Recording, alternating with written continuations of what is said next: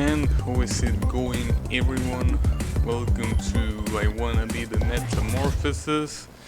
And we are right in a pretty special place in this game because I forgot the the auto hotkey script. Okay, there we go. I was about to say we're in a pretty special place in this game because the boss that we are about to fight against, as you can kind of see in the silhouette right there, like first when I saw that I was almost sure that that was gonna be Raisin, but now we know that that's indeed Raisin. Yes, the Raisin that you know from Touhou, if you know her from Touhou, that is. So yeah, this is gonna be, because I was thinking about this, right? Raisin in Touhou 8 is one of the easiest boss fights in the game, but the problem is, in that game you had basically, you know, the usual hitbox that shoot 'em ups have, that is pretty tiny, and the fact that you could perfectly move around the screen by using the keys, right? Like that there is no gravity involved. If you want to go up, you press up, then left, you press left, and you know the drill. But here, if you want to move, you gotta jump because there is gravity. There is infinite jumping, which obviously makes this beatable, but it's really not even close to how easy it is to just move whenever you want. Using the directional input, right? So as you can see, it is gonna take a pretty long time. In fact, I don't know if this is an exaggeration, I don't think it is, but I think this fight might take the whole stream. At least for what I'm seeing now. Like, this is really hard to do. This is definitely nothing that... like, it's not something that can be done in a couple seconds. This is something that is definitely gonna take time. And it's fine. I mean, after all, the bosses in this game have shown that they are pretty challenging, and you know, you gotta do what you gotta do. So this one seems way more challenging than the other two that I had to fight. So yeah, expect this to be an incredibly long fight. That's all I can tell you.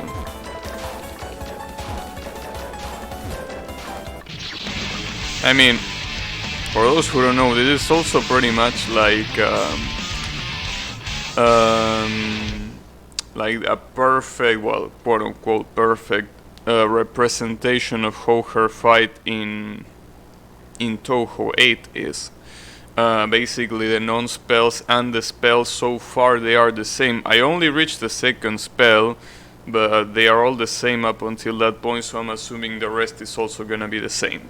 The question is it gonna have the last word? Because in Touhou 8 there is an additional spell card that you fight against if you reach certain requirements, right? The difference is that in that game you can basically not die. You can basically not capture it. You can get hit by it, and you're not gonna lose any resources. You're just gonna, end the spell, and that's it. Just without the bonus, obviously. But I wonder if that's gonna be here, because that last word is a pretty hard spell card in Touhou 8. Well, I think hard is not really the question. The word. It's more like it's confusing to look at. Well, I mean that's the whole theme of Raisin. Raisin is supposed to play with your senses because she can basically manipulate sound waves, so that way she can cast illusions upon you like this. Every resource that you see here is taken straight from Toho 8. The eyes in the background, the bullet ammo, well, the bullet, the bullet-shaped bullets, and the patterns themselves, they are all pretty much from Toho 8. The only thing that is not from Toho 8 is her sprite, funnily enough. Her sprite is from the Scarlet Weather Rhapsody, which is the fighting game. The Toho fighting game, released by Tasofro. But you know, other than that, everything is pretty much from Toho 8. The sound effects too.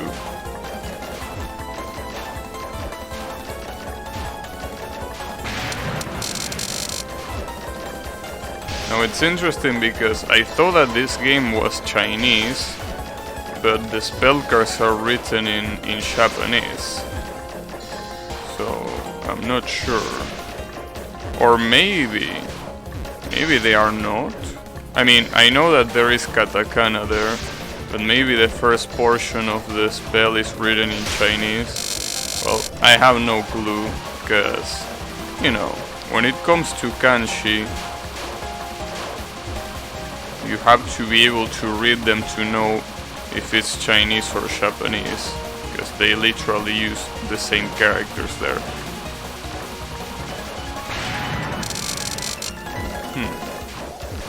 Yeah, it could be anything. I'm surprised that they decided to use apples for this spell card.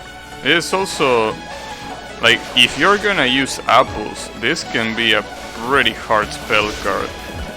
I mean, it's already hard using the normal bullets, but using apples seems a little bit excessive if you ask me. But whatever. I don't think it really changes if you dodge from the other side. It's the same thing, I'm pretty sure. So yeah, I don't know. Because I mean, in case you're wondering, in the actual game, that spell card doesn't use any specific bullet. It also uses this kind of bullets. So I don't know why it decided to use apples for that. I don't mind. Well, I do mind actually, because the hitbox is bigger.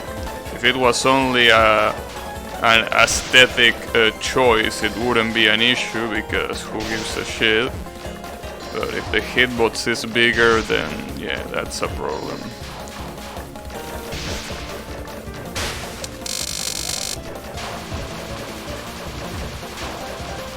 It really amazes me that they've been able to code a fight like this, and they haven't been able to code a fucking full screen functionality. I don't know what's the deal with that. Because, you know, doing something like this really takes a lot of effort.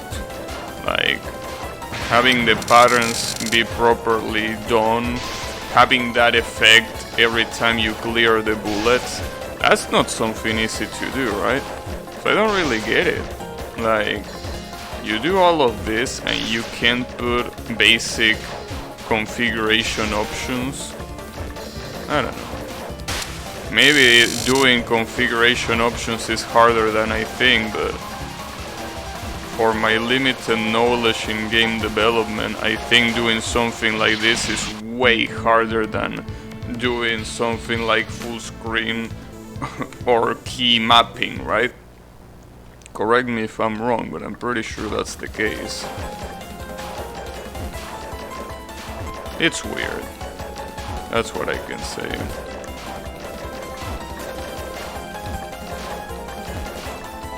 Maybe they don't even consider it as something necessary. Maybe that's the thing.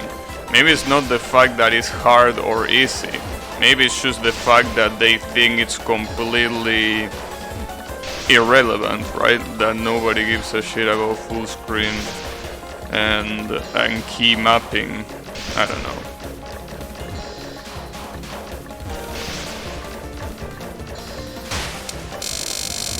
Though I would really like to know if this game is Japanese or Chinese, because I have no clue. I really have no clue if this is Japanese or Chinese.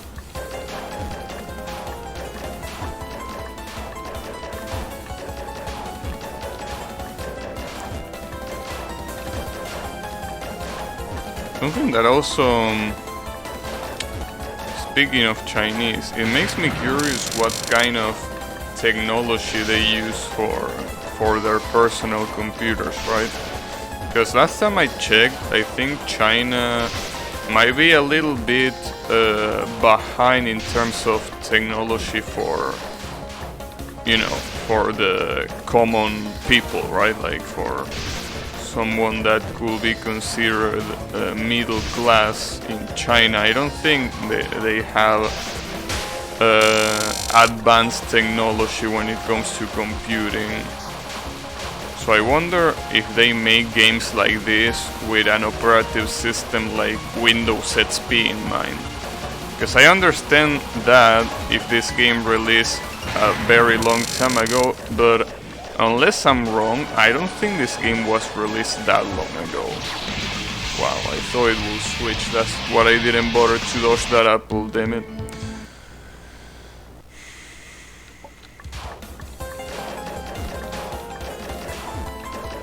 Because something that makes me say what I should say, the fact that China is not that advanced in terms of technology for normal people, is because I think they are still making bootleg NES games in China, and they have a public for that. It's not like they are just NES enthusiasts making games like that. It's like the NES is still being played in China, right?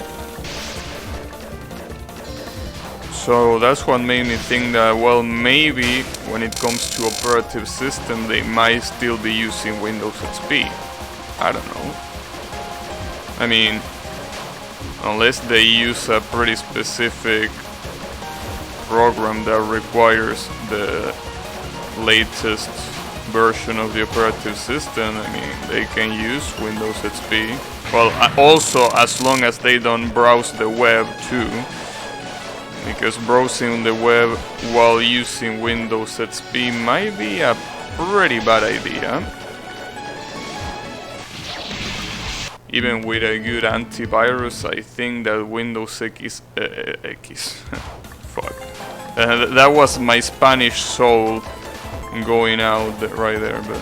No, using Windows XP to browse the internet, I think it's a pretty bad idea. Well, unless you only browse trusted web pages, right?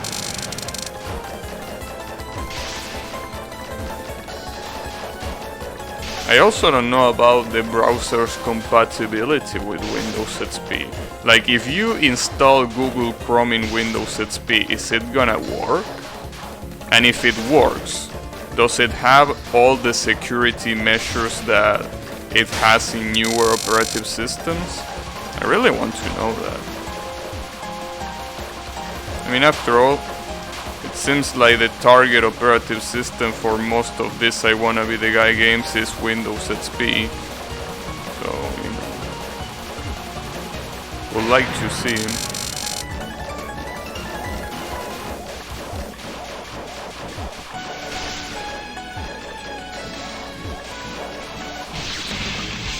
And this spell card in particular is gonna be pretty hard. You rat fuck. You rat fuck. Well, that's an interesting denominator there. How is it going, Simu? When did I go live? I went live 14 minutes ago.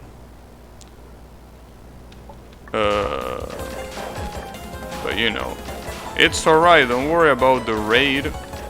I mean, after all, there is always gonna be new opportunities, and even if there are no new opportunities, don't worry about it. I am though curious about the rat fuck, because I didn't hear that. I didn't hear that before. You rat fuck.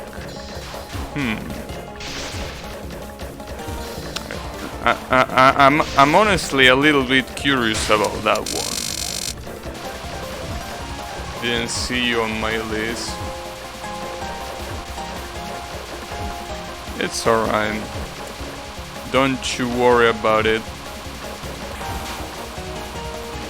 But you know, regardless, thanks for the intention. That's what counts.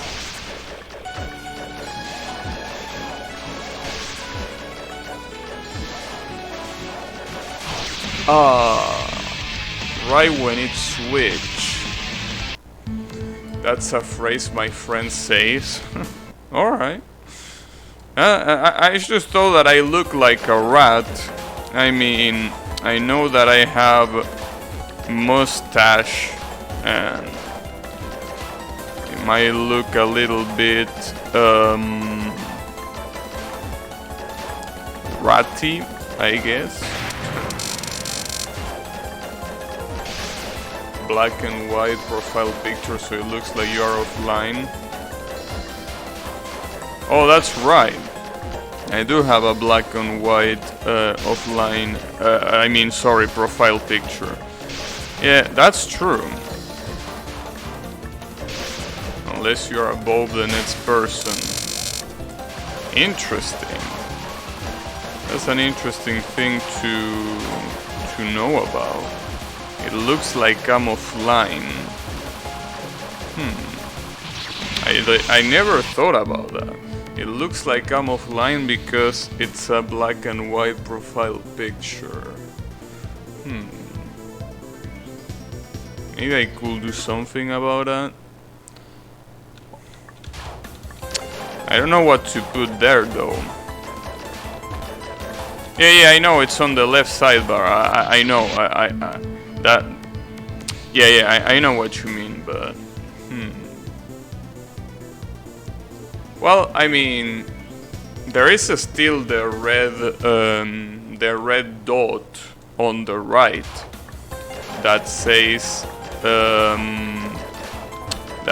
that someone is live or live. I think not live.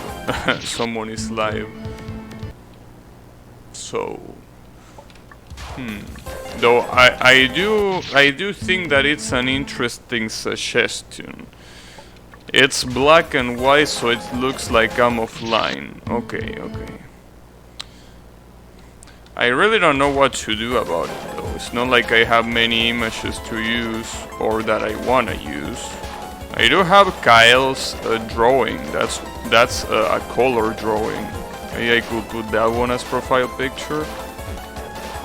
Maybe. Don't have the red dot. Might be a setting I didn't click. Oh, you know, when I look at the sidebar, there is basically the name of the streamer on the left alongside with the logo. And when you look at the right side of the screen, you see a red circle and the amount of viewers that the streamer has. That's at least how I have it. I don't know if it's about settings or not. I don't really remember changing it. But that's how I have it at least. But thanks for letting me know about that. I mean, I knew that was the case, that you see black and white when someone is offline, but I never thought about my own profile picture for that. Yeah, I probably should change it in that case. That's a good suggestion. There are a lot of things that, when it comes to image, I don't take into account, right? Because, you know, most of the times I don't really care about image, but in this case it might be a problem for functionality. So yeah, maybe I could switch it to the Kyle drawing. Maybe if I use the Kyle drawing, The problem is that I really like that drawing that I'm using, but it's not colored. And I don't really want to paint it because I don't know how to, so... Wasn't trying to imply you look really... It's alright, don't worry about it. I just never heard the phrase, so I was a little bit surprised. Kinda like when you hear secondary for the first time. Like if someone calls you a secondary and you don't know what it means, you are like, wow. Is this guy trying to say that I'm going to high school or something? No, that's not what secondary means. Yeah, there are a lot of words that a lot of times they are pretty hard to decipher what they mean, and you have to look it up. Oh, there is also a pretty nice word, well, in this case it's an actual acronym, that I remember reading. It's pretty popular nowadays. It's all of you probably know it. It's the acronym SIMP, right? I didn't know what it meant. I was like, okay, SIMP, maybe it's a short for simpleton, right? That someone is a simpleton and, you know, goes for pretty basic stuff or something like that, right? I thought it was that until I realized that it didn't mean that. It meant something else. But yeah, it's pretty crazy. There are a lot of expressions that the internet uses that if you know, you don't pay attention, you have to look them up.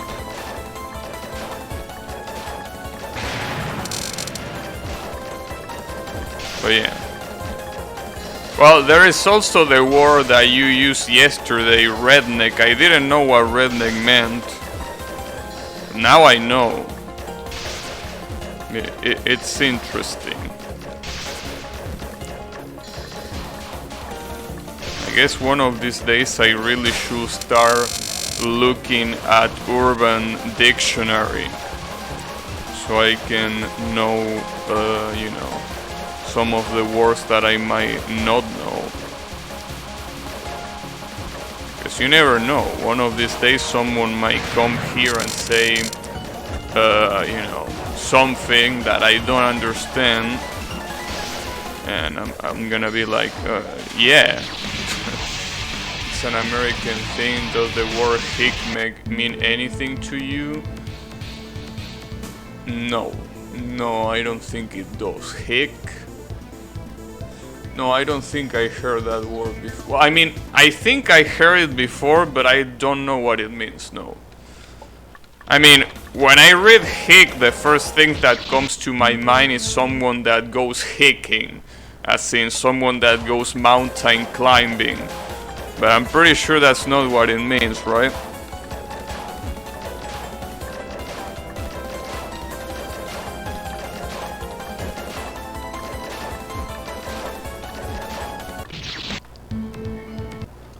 Probably not. Well, I mean, oh, it's a synonym for redneck? Damn. How many synonyms does redneck has? Because, you know, usually when we, from outside of the USA, usually people that try to despectively talk about Americans, we obviously don't use those words that you are using. Usually the words that people use to talk shit about Americans from outside of the USA, or at least from where I am, they use the word gringo, which you probably know, because I think that word is popular. I don't know if it's popular in Mexico, but that's a word that a lot of people here use to refer to Americans. Well, it doesn't have to be in a negative way. It's just, it is. Oh, I see. That's usually the word that people here use the most. There is also another one that I'm pretty sure you also know it. I don't know if it means the same thing to you, but it is the word Yankee. that word is also pretty popular here to probably negatively refer to Americans. But yeah, I know that that word is popular in the USA, but I think it means something else.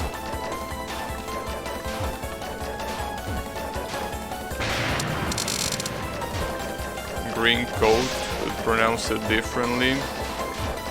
Oh, green coat. Huh. And what does green coat mean? Is that green coat? Huh, I wonder where that comes from.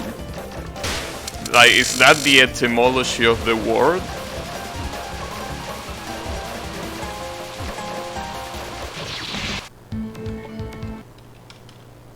I'm assuming.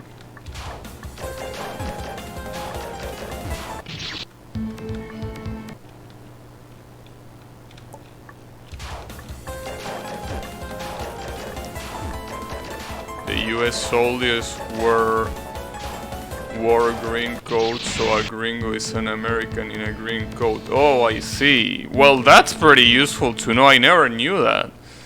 That's actually pretty useful to know. I didn't know the origin. Thanks. That's pretty useful to know. Green coat because the soldiers. All right. That's pretty interesting. And what about Yankee though? I think isn't Yankee the term that the English people use when they wanted to invade the USA? Or something like that.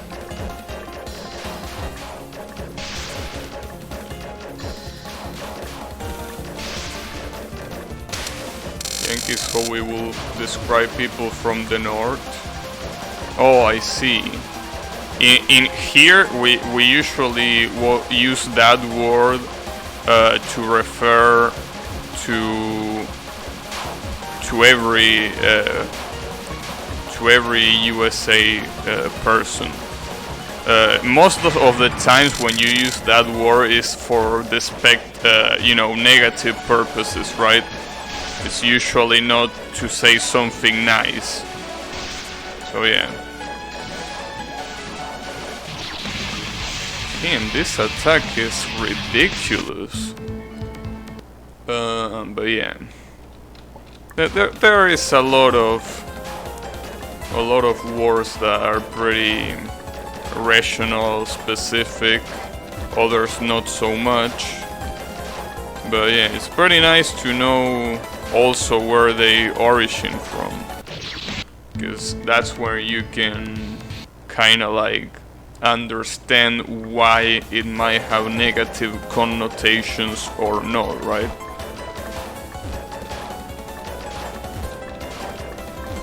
But yeah.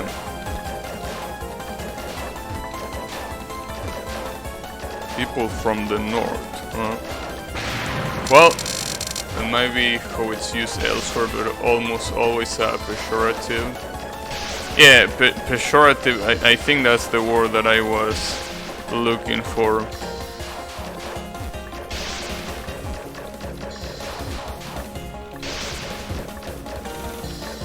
Unless you're talking about the baseball team. Yeah, that's what I was thinking of. Like, well, actually I thought it was a basketball team, but it might be a baseball team. Yeah, it's called the Yankees.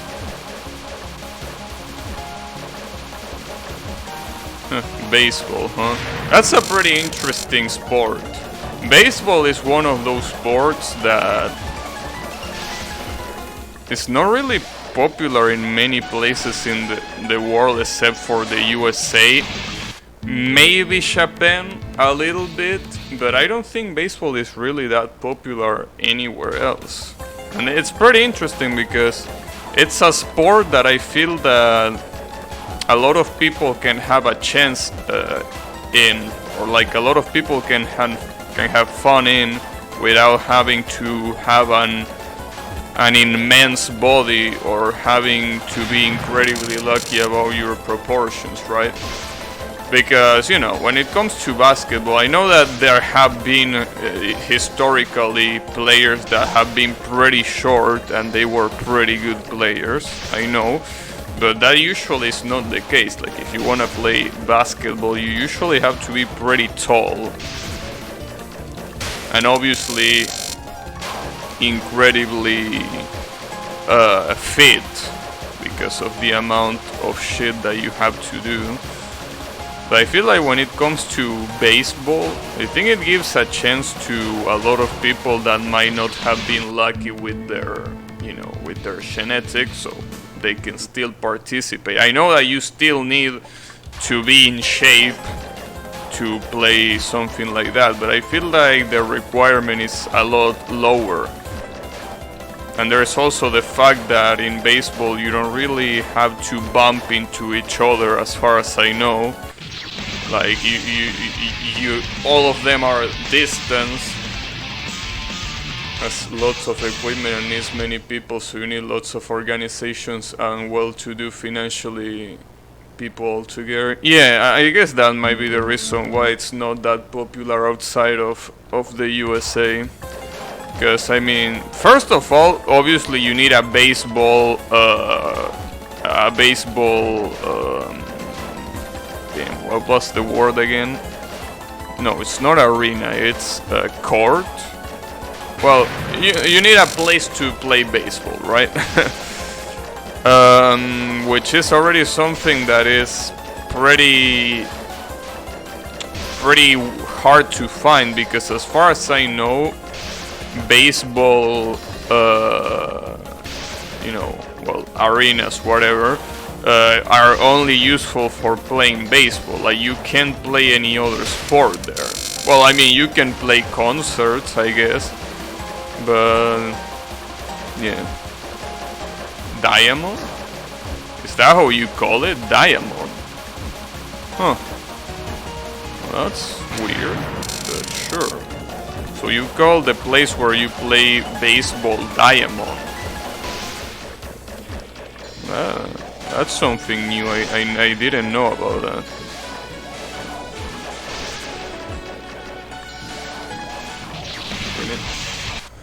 But yeah, that's already hard to find. But then you have, I mean, you need the bat, you need the whole equipment for the guy that catches the ball. Well, I mean, all of the guys that try to catch the ball. So yeah, that's probably way more expensive than playing something like football. Well, when I say football, I mean soccer here. But yeah, that's way more cheap, because the only thing you need is like, well, when it comes to equipment, nothing but a football ball. And when it comes to the court, you only need to have a delimitation for the goals, and you can do that with little bottles. You don't even need an actual goal.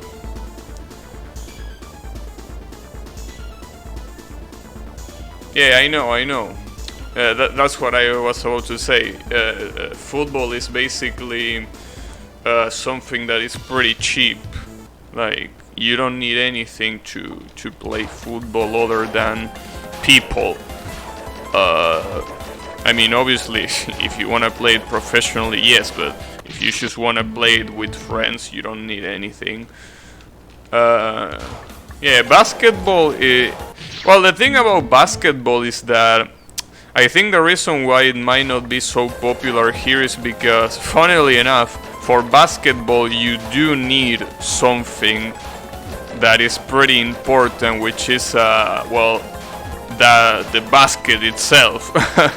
Like, that basket that you use is something that, you know, it might... I mean, it's not cheap in the sense that you need to buy it, because building it will probably be pretty hard. I mean, building it by yourself. So that's probably why it's not that popular here. Because here, as I was saying before, you don't even need a net to play football. You can just place 2 bottles like one bottle here and one bottle here, and basically everything in between those two bottles is gold. So yeah, I am assuming that's why football might be more popular in countries with less resources, right? Because you don't really need anything to play it. We used to use our codes to mark out goals for soccer. Yeah, you can also use codes. You can even use shoes. You can use like anything. In fact, something interesting, a lot of people when they were young, instead of using an actual ball for playing soccer in the street, they use like a sock. Like they basically envelop the sock in a way that it resembles a ball, and they play with that.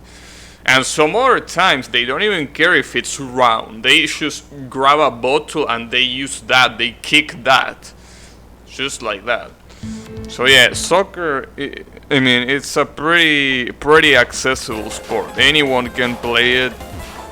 I mean, obviously, anyone can play something that resembles football.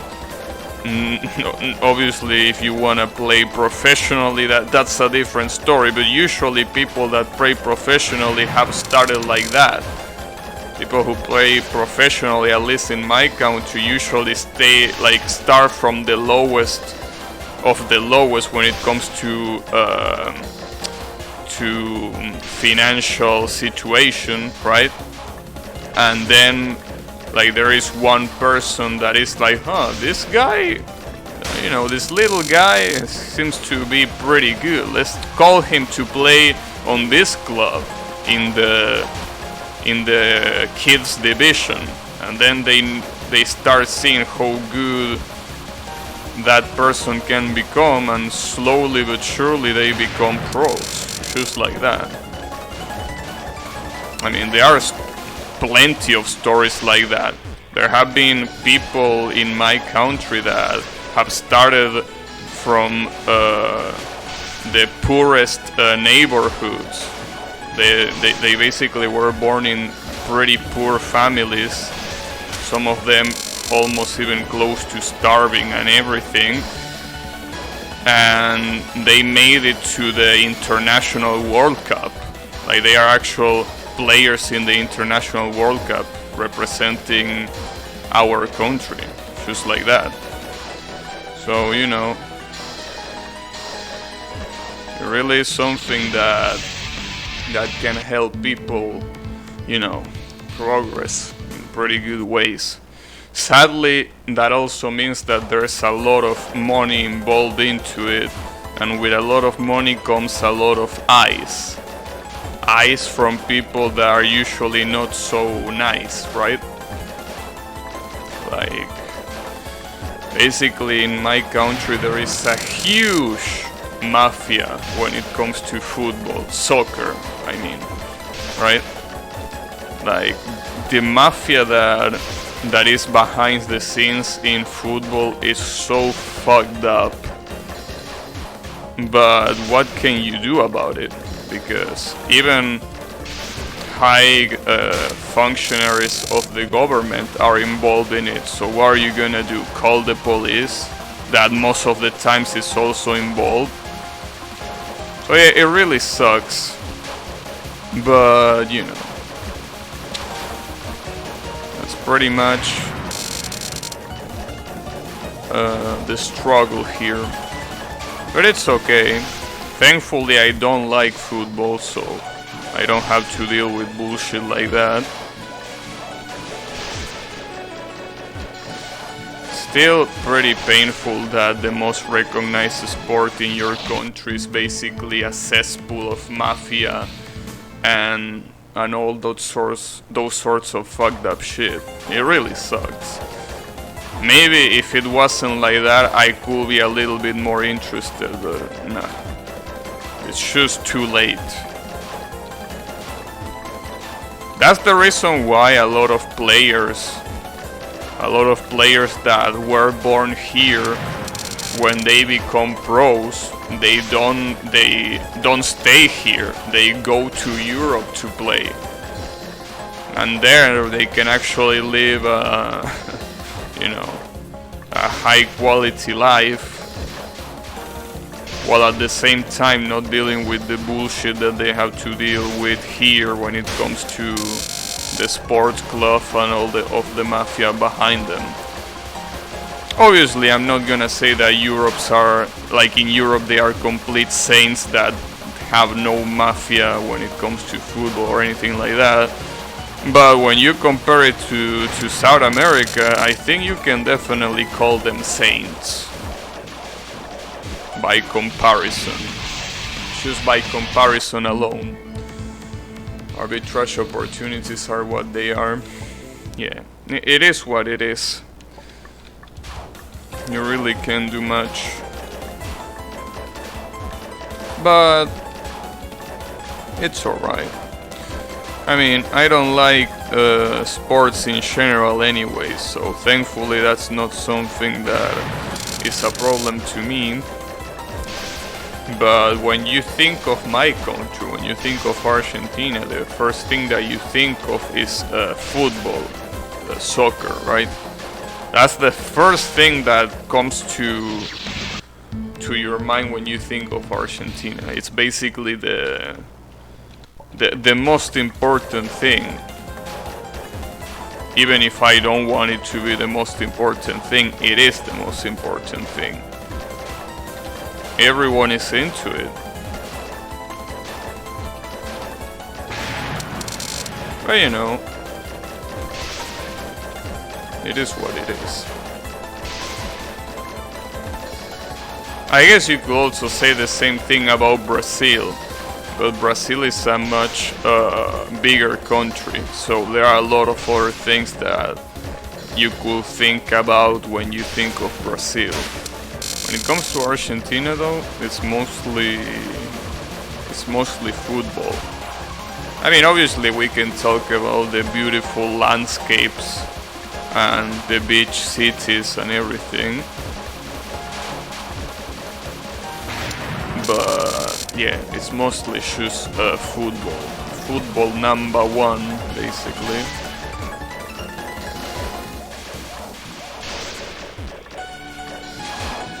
I mean, basically, just to put things into perspective, as I always like to say, when you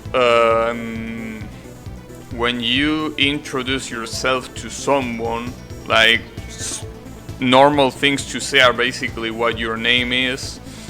Sometimes, you know, depending on the context, your age, and almost always there's gonna be someone that is gonna ask you what football team you cheer for.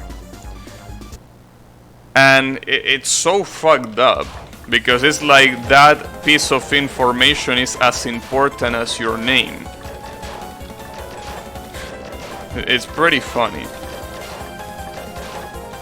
And if you say something like, I don't like football, they will look at you with some weird looks. They will be like, huh? But you know, it is what it is. Now with all this quarantine, I think football is not even being played anymore. I don't even know when it's gonna come back. I can really see a lot of people not knowing what to do, because football is their life, right? They will be like, shit, now what, right? Well, it's kind of like if you cut off internet access from me, right? If you basically take off internet access from me, I also wouldn't know what the hell to do. Well, I mean, sure, I could play with one of my consoles maybe, but it wouldn't be the same. At some point I will be like, alright, I need internet. So it's kind of like that. So I understand them. I understand them being pretty tied to football in the same way that I'm tied to internet, I guess.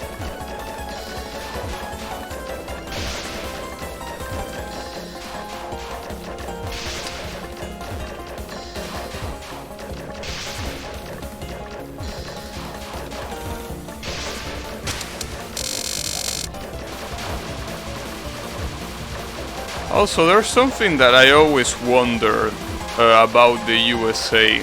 Why has American football triumphed before rugby? Because both of them seem to be pretty similar sports, even though they obviously have different rules.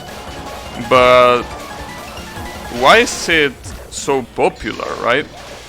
Why is American football so much popular than rugby, right, in the USA? I will probably have to look up the story of American football, because I really don't know. I mean, for a complete outsider like me, looking at American football and looking at rugby is like the same thing, except that in American football they wear equipment, like specialized equipment. I know they have different rules, but from an outsider like me, it looks almost the same. I'm not sure. I don't really know much about football or rugby. I see. It's always been interesting to me.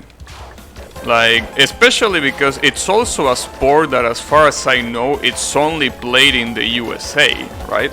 I don't think American football is really played anywhere else, right?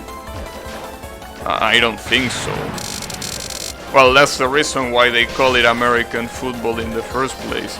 But, yeah, I wonder. I know that rugby is pretty widespread all over the world, but American football is kind of like a local thing that the USA has.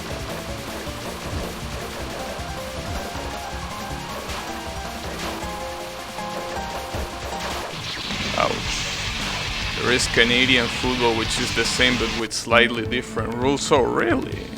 Damn. I know that in Canada they have ice hockey, but I know that that's a completely different thing. But a Canadian football, I didn't know about that. That's also something that is pretty exclusive to Canada, right? You know, ice hockey. Because that shit is expensive. Like, not anyone can play ice hockey. It's something that is probably pretty exclusive to Canada. Maybe some other countries might play it, but I think not many.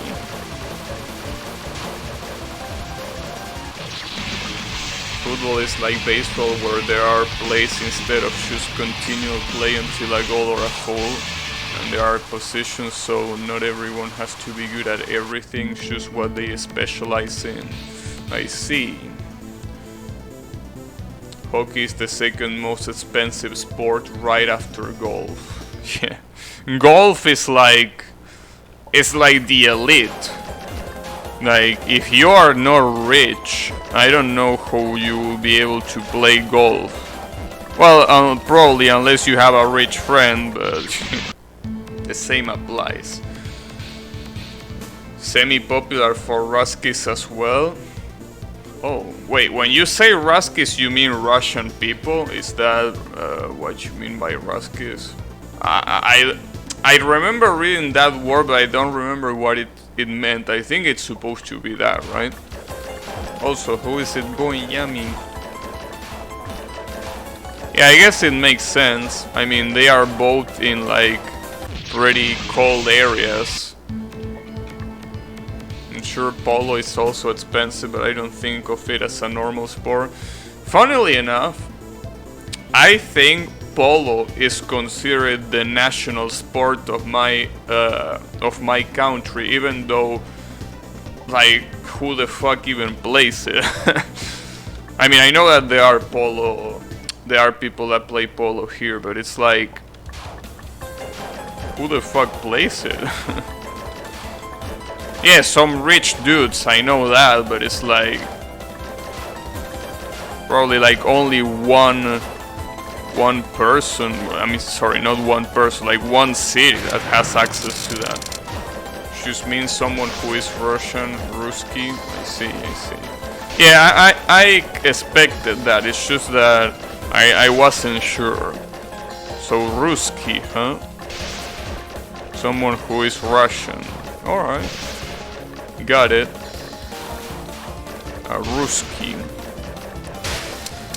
I wonder if that's how they call themselves, right? Like if the adjective to say Russian is Ruski in Russian. Maybe not, I don't know.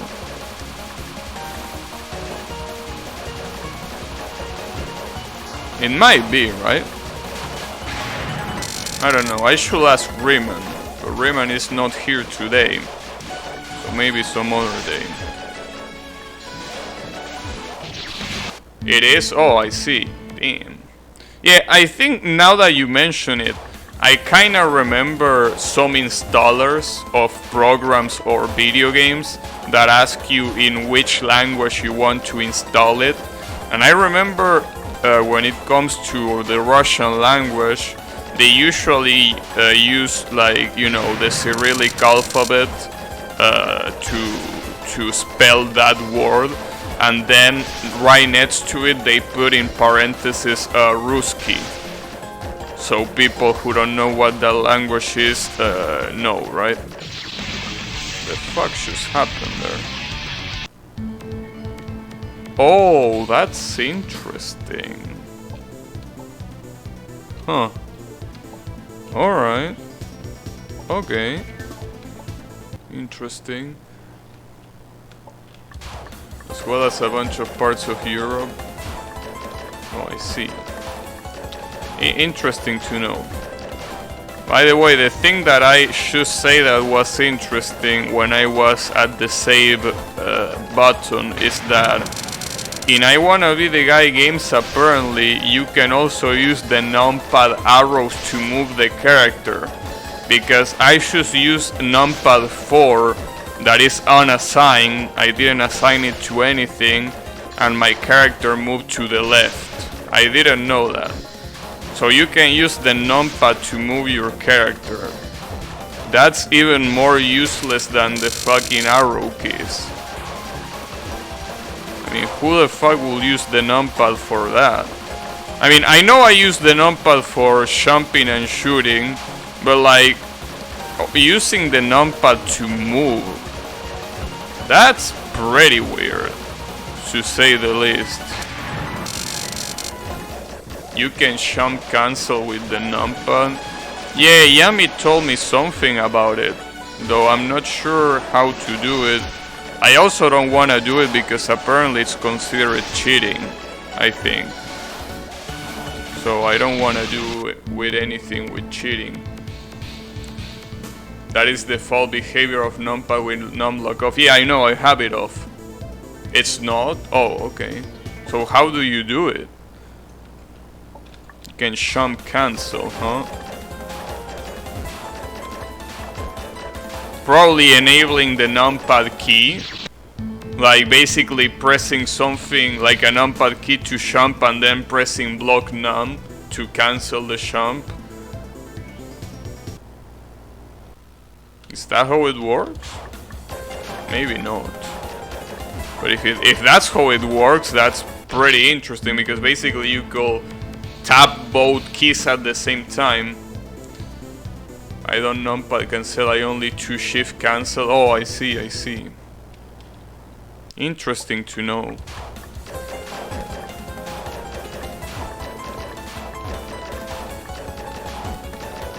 Yeah, I guess that can probably be required to very precise jumps, right? Something like that.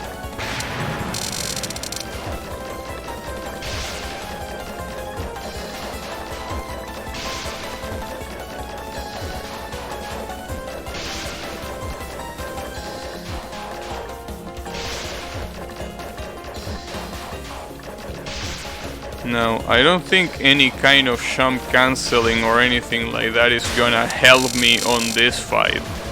This fight seems insane so far. I mean, I haven't really commented on it here because I was talking about sports and everything, but it's insane. It's very rare that canceling is required, but for some jumps in some games, yes, I see. Good to know.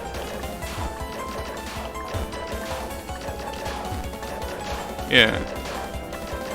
I can imagine there being some games where there are jumps that basically expect you to use every single thing available to use the jump, right? Yeah, this is pretty fucked up, honestly. It will have to be hard needle, you probably won't go anything near it. Yeah, I know. Yeah, I probably wouldn't even bother with something like that. I definitely wouldn't. As I said before, I really don't like needle by itself. I like platforming, but needle, which seems to imply having pretty tight jumps, it's really not for me.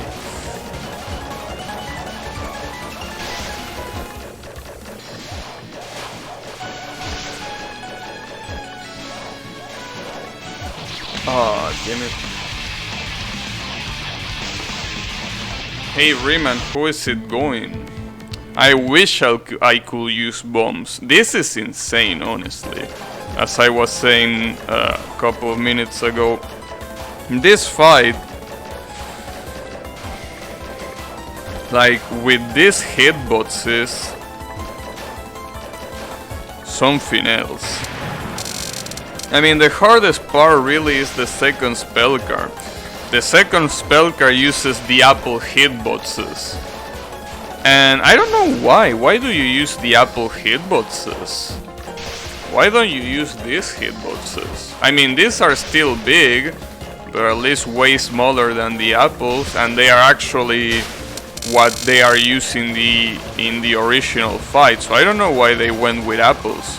Maybe they thought it would be too easy if they used this. But I feel like using what they use now, which is the apples, makes this too hard. It's a little bit weird. Like, look at this. It's not like you can do much about this. Seems pretty hard. Also, speaking of Riemann, we were talking about Ruski. I didn't know, or at least I didn't remember. Ruski is the way you call your own language, right? Just like in English it's called Russian, in Russian it's called Ruski. I see. Nice. Yeah. Pretty interesting. It's like, it's kind of like, you know how Germany in English is called Germany, right?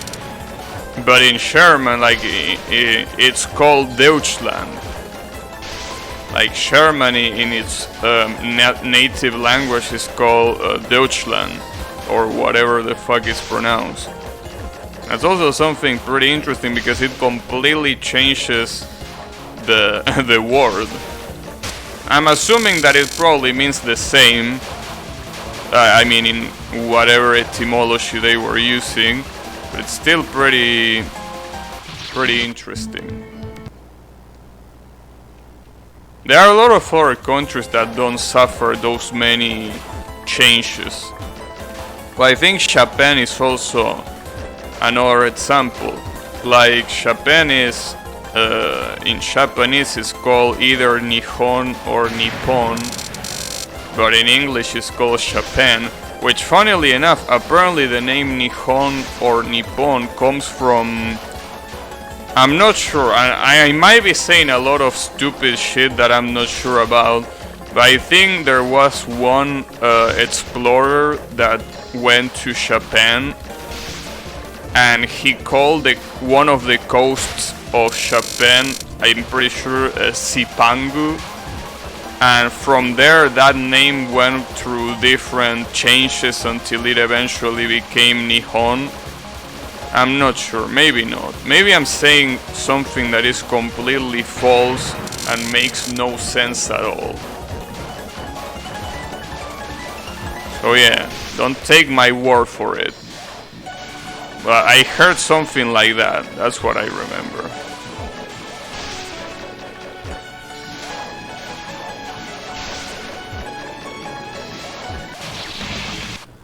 I don't even know, maybe it was, I don't know if it was Marco Polo or who the fuck was that arrived in Japan and say that. Maybe, I don't know, maybe it was just a tale, maybe it was a fairy tale that I somehow thought it was a real story, which might be true too, you never know.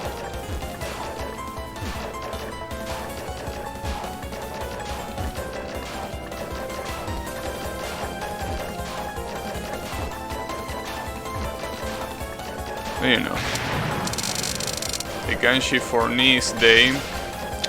Okay, so maybe it's not for Nihon, maybe it's for Japan. Like, the reason why it's called Japan is because it comes from Zipangu, which sounds a little bit similar to Japan. Maybe it's because of that. And Nihon is called like that natively because it represents the fact that it's, you know, the land of the rising sun. Marco Polo was China, Commodore Perry was Japan. I see. Yeah, maybe it's because of that. But I remember the word Zipangu. I remember that. If it has any ties with the fact that it's called Japan, I don't know. But maybe. Who knows? In fact, if I'm not mistaken, I think Zipangu is the name of an actual place in Japan. But since it's the first thing that whoever went there saw, like the first thing it saw, it called the whole country like that. I think. Again, correct me if I'm wrong. Maybe I'm saying complete horseshit. I will be pretty happy to be corrected, but yeah.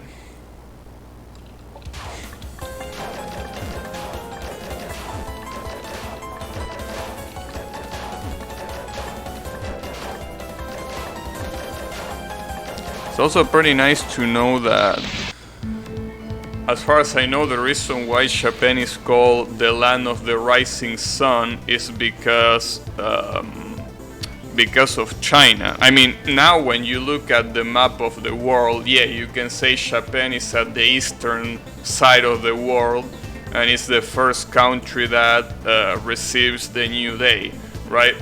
But back then there was no such a thing as that awareness of the world, so I think it's just because China, since it was more at the west than Japan, the Emperor of China, I think, sent letters to the Emperor of Japan and called it the land of the rising sun because the sun raised a lot sooner in Japan than in China. I'm not sure if that's the case, but I remember reading something like that.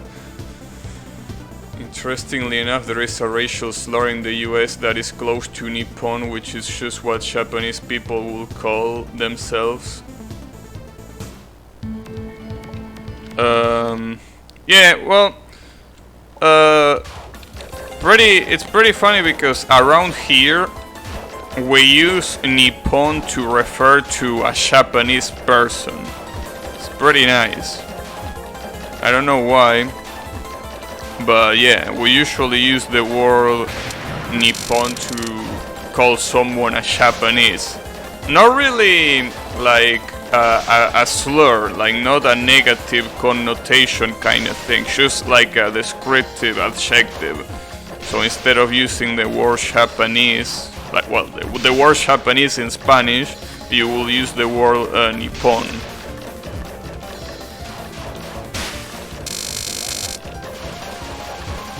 Oh yeah. Pretty interesting.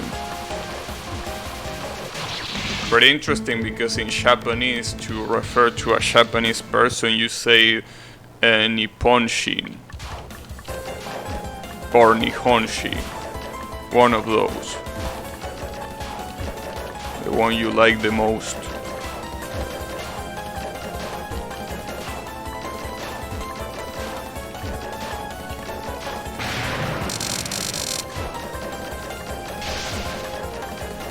Yeah, sometimes there is a lot of weird things like that that might not make that much sense, but they happen. On how we call people from different parts of the world. A lot of times it does have like maybe some racist connotation. In this case, it doesn't really have.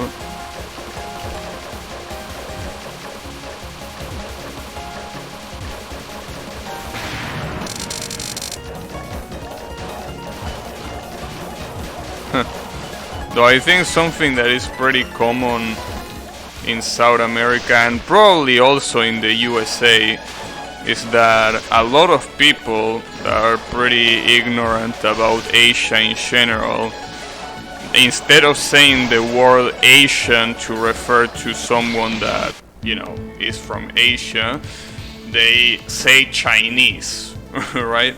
Like they use the word Chinese to refer to any person that comes from Asia, which is obviously a little bit wrong, but you know, a lot of people say that. Yeah, it's mostly people that don't really give a shit about Asia that do that.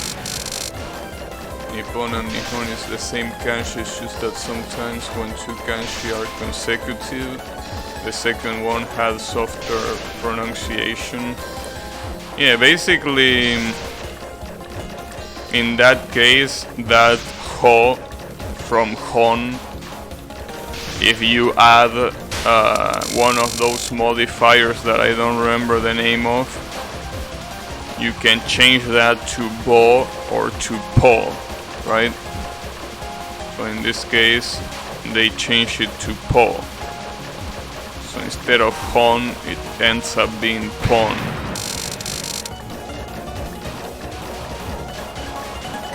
Yeah, I know that when two kanjis are together, usually the last kanji has the first kana replaced by the altered version.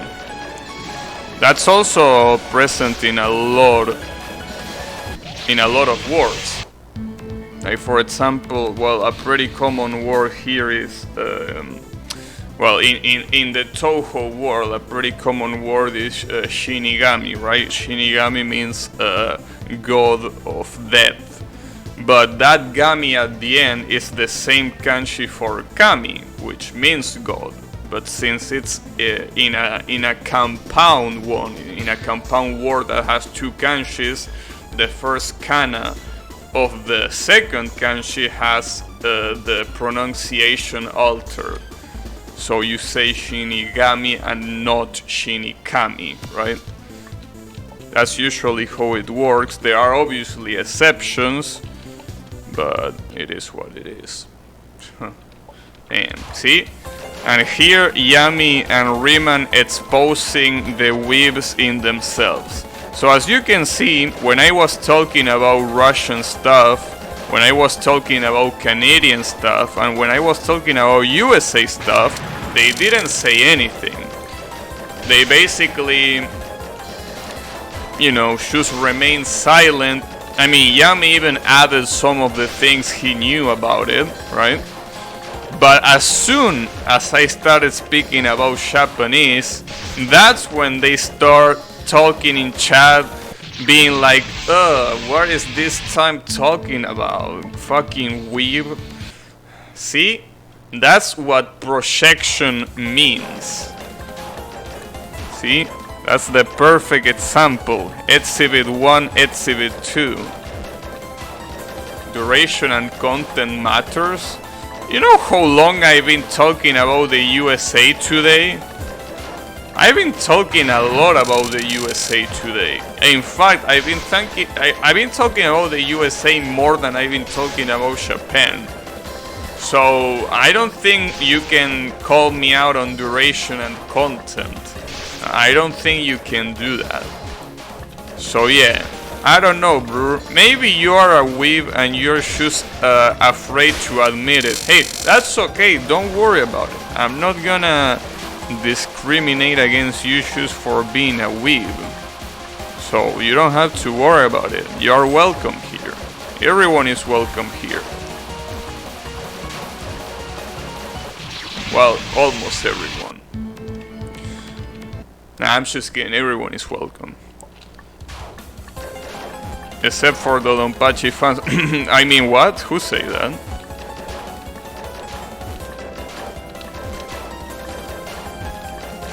I can... You can what? I'm a Lennon fan, so I'm okay. Lennon fans. But yeah, it's pretty funny. I've been talking about the USA like half an hour and he didn't say anything. He didn't say a word. And I've been talking about Japan for like 20 minutes and they start crying. They start crying as soon as I get into detail of Japan or the Japanese language. They really have that complex of no, I'm not a weeb, so I have to call other people weeb to make sure that I don't feel like a weeb.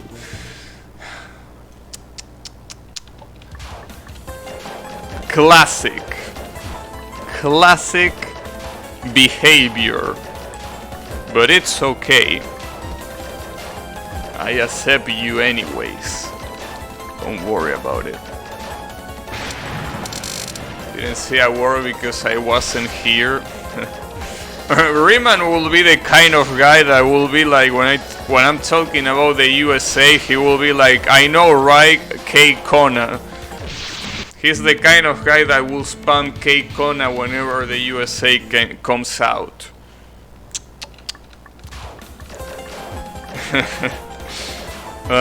Twitch chat. Never change Twitch chat. Never change.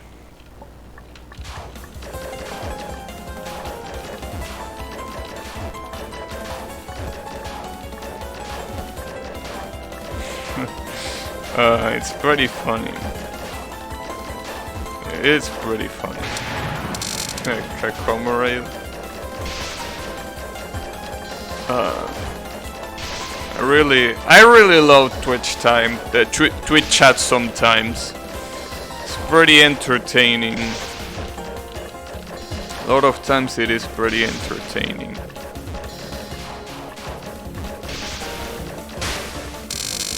You know.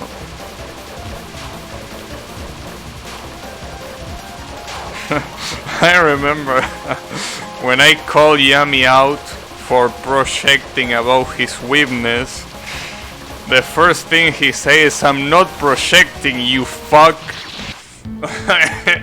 Out of the blue, the first thing he says. Like a lot of times Yami remains silent because he feels too lazy to type any answer, right? And I understand that. But when I say he was projecting, he was like, I'm not projecting, you fuck. It's like he heard that in his headphones and he was like, oh no, this guy is gonna know. This guy will know. Yeah, Yomu. That was intentional. Yes. It is intentional. Anyways, it's pretty fun. It's pretty funny, I mean. Because in your case, it's obviously everything a lot more playful, but I swear there is a lot of people in the internet that just call everyone else weebs, and they have like an anime profile picture They browse any memes on Reddit. They, you know, at night watch whatever seasonal anime there is right now. But when they are on the internet, they are like, huh, fucking weeb, lul. It's pretty funny. But it's fine, don't worry about it. I find it more funny than anything. It's pretty entertaining.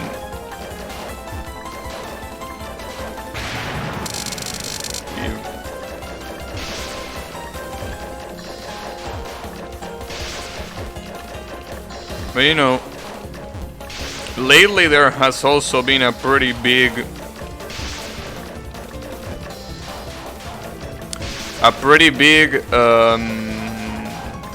what's the word that I'm looking for here? An overlap. There is a pretty big overlap of people that use the word weeb when they are supposed to be using the word Dishen. I know a guy who says Miku is his waifu, but he's not a weeb. But that's the thing.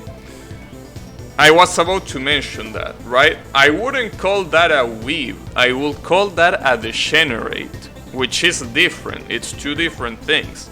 Like, I know that what I was saying, a lot of people are starting, well, they have started a long time ago, but like, they overlap the word weeb and Dishen, or degenerate for the full name, right? When in reality, they are two pretty different things. I mean, I don't think I need to explain it, but I'm gonna explain it anyways. Weeb, at least the original meaning that has been lost quite a lot now, is someone that is completely obsessed with Japan and feels like a Japanese person. Right? Obviously nowadays not many people are like that, so it's usually just a synonym of a Japanophile. Just someone that is really obsessed with Japanese culture, and that's it. Addition or a degenerate, well, the dictionary definition of that is literally a sexual deviant, or at least one of the definitions. There are a lot more definitions. So, I mean, someone who gets turned on by drawings, that's like the definition of a sexual deviant, which is not a bad or a good thing. It's just something that exists, but that's a degenerate, not a weeb. But a lot of people are mixing those two up. But it's fine. It is what it is. But yeah, if you find someone who gets turned on by drawings, don't call him a weeb, call him a Dishen. That's the right word. You have to know your insults. So yeah. I mean, you can call it both things, because maybe he's both. Maybe he's a fucking degenerate and he's also obsessed with Japanese culture. I mean, after all, they are not mutually exclusive, right? They are not mutually exclusive. It can pretty much be both. But if there are no signals of being obsessed with Japanese stuff, just call them Dishen. That's it. I mean, you can call me a Dishen, and you will be right. So don't worry about it.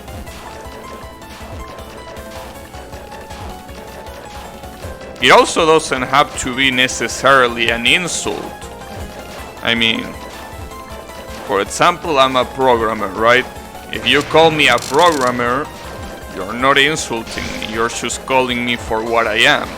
So, me being a degenerate and you calling me a degenerate, it wouldn't really be an insult, it will be what I am, a degenerate. So, it doesn't have to be an insult, even though you can also use it as an insult, right? Programmer. Well, I think if you want to use programmer as an insult, you have to, in my case at least, you don't have to use the word programmer. You have to use the word web developer, which might as well be an insult too. Because web developers, Don't get me started on web developers. No fucker, I was writing that. Oh god damn it.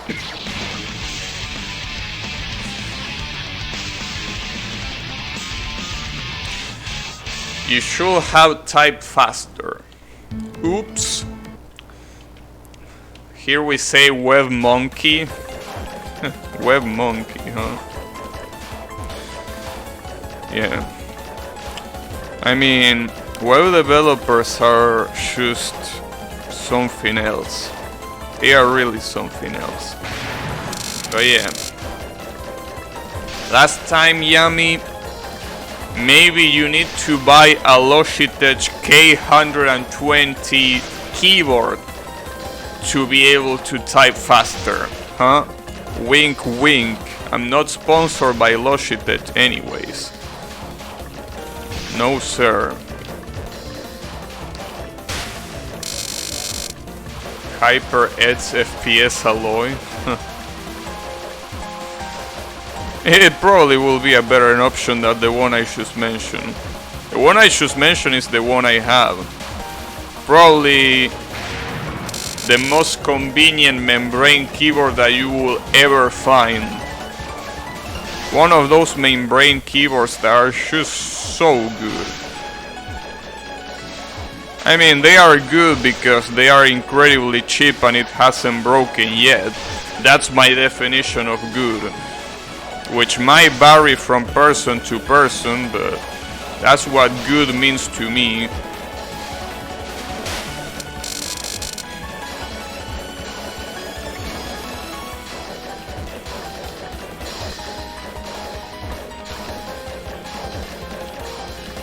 Come on, I really want to see the third spell card.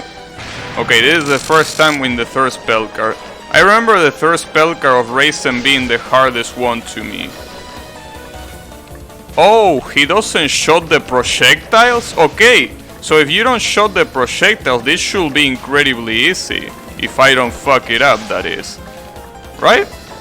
Because the hardest thing about this spell card in Touhou 8 is that you're getting shot by aim projectiles. But this is like the normal or the easy version of the spell, which doesn't have any projectiles in it. So that's great. Oh, and hit. Okay, what? What are you gonna do? Oh no. Oh, what are you gonna do here? The fuck? Oh, it's a survival? Oh, you have to be shitting me.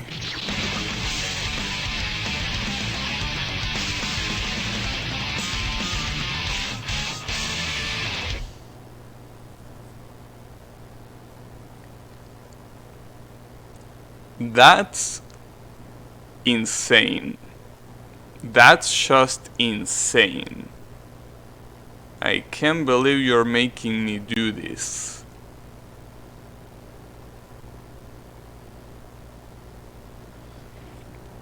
You know, funnily enough, when I started this stream, I was about to mention that Raisin last spell, not the last word, but the last normal spell in Touhou 8 is an incredibly easy spell card. So I was thinking, are they gonna replicate it the same here? Because if they replicate that, it's literally gonna be the easiest attack of the fight. Well, no. Turns out that the last spell, or at least I'm considering that this might be the last spell, is a new spell. Something that obviously doesn't exist in Touhou. It does exist in Lenin. A spell card that is pretty similar to this one exists in Lenin 4, as Riemann is mentioning the Senoa spell. But not in Touhou 8, so fuck you is basically what I'm trying to say. The one I mentioned is the one that I'm using. Yeah, I was talking about that on the third spell. That's the normal version. I think the normal version in Touhou 8 of that spell doesn't have the aim bullets.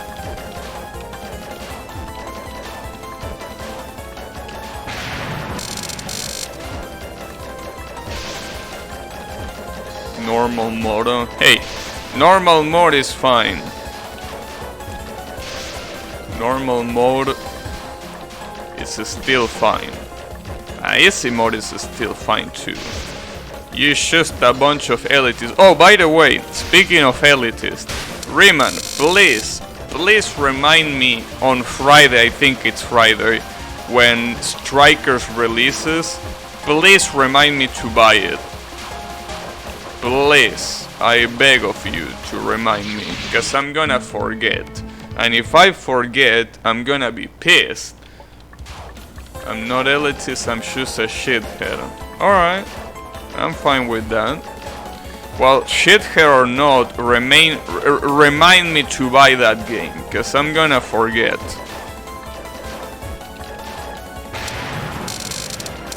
I really don't wanna forget. I already forgot about the first one. I don't wanna forget about the second one too. I wonder if they fix lag. I wonder if they fix the hitboxes. Oh, no, probably not. The hitboxes are so fucked up in that game. I remind you, you do stream of it? Probably not anytime soon, though. I mean, I obviously, whenever I play it, I will probably want to stream it, but since I am playing this, and this it seems like it's gonna take a long time to be beaten, I don't really want to I probably won't do it anytime soon.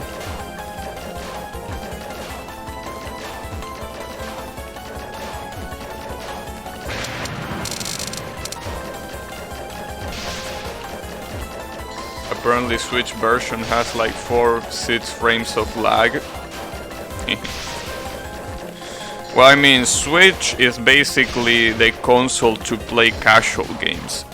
If you're trying to play games that are hardcore, quote-unquote hardcore, or competitive, you are pretty fucked.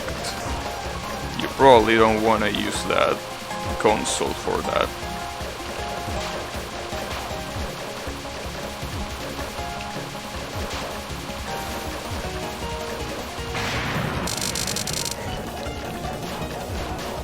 What's the definition of hardcore game? The definition of hardcore game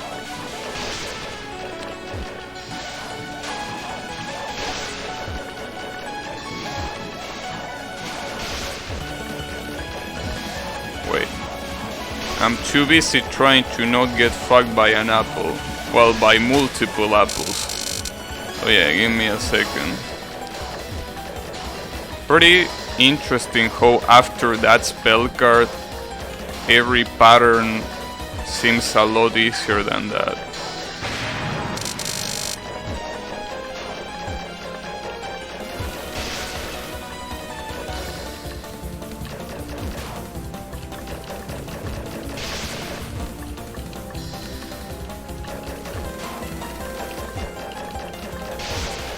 I wonder what will have happened if they went for the hard mode version of this spell card. It probably will be pretty hard to do it, but I don't know. The real issue is this. This is incredibly fucked up. This is so fucked up. Like, you don't know how fucked up this is. Maybe staying as close as I can might be the best idea here, so I can see them both at the same time. Oh no, what are you doing? What are you doing right now? Oh, and you still have one more? No, what the f... What even is this?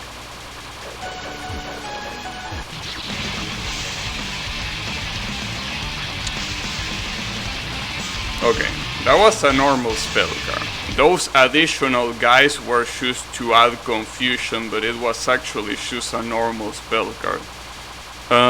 Fuck, dude. This fight, they really went all out. The ring star count wasn't lying at least. Motherfucker. How is it going, Bravi? Also, definition of hardcore game. I don't know. I probably shouldn't have used the word hardcore. So yeah. All I'm saying is that any game that requires a lot of precision to be played, it's probably not a good idea to play it on the Switch. You play this spell on absolutely extra. And it's so sad because that last spell was not hard, but the second to last spell was pretty hard. That's the issue. God damn it.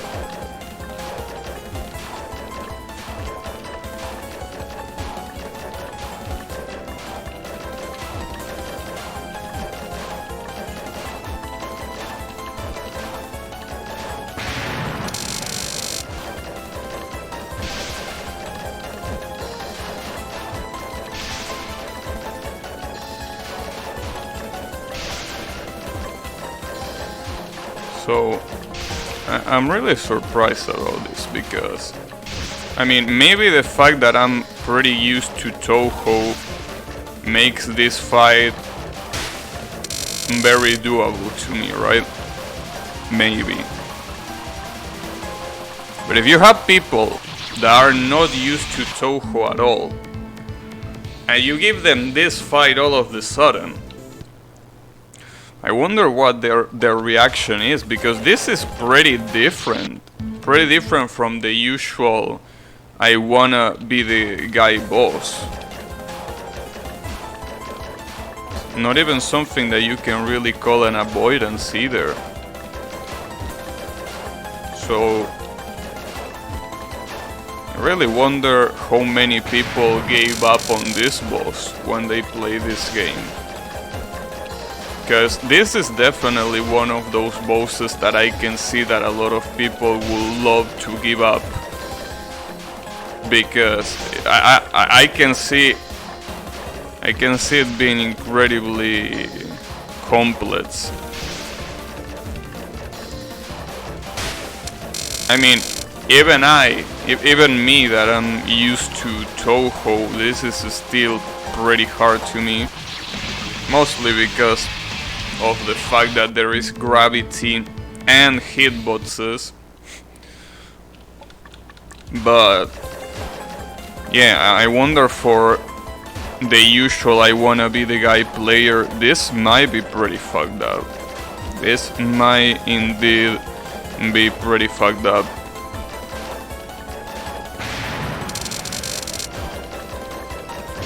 Obviously, I'm not saying that people that play I Wanna Be The Guy are bad at Danmaku games or anything like that. It's just that the I Wanna Be The Guy games probably don't prepare you for a fight like this, with infinite jumping and actual Danmaku patterns, right?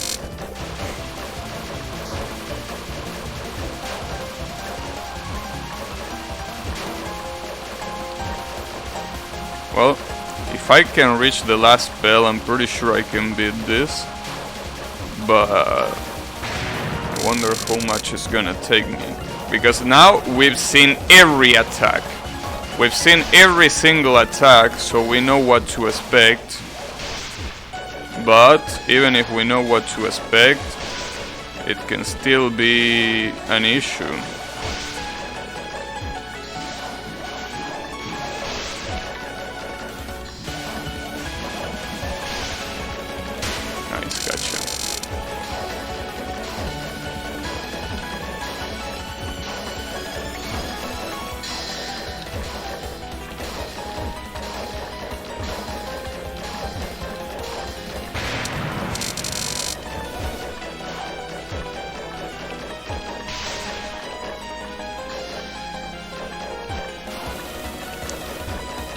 I'm really thankful that they didn't use the aim bullets in this spell. I still died, but This is a pretty common fight for a guy game. Huh, interesting.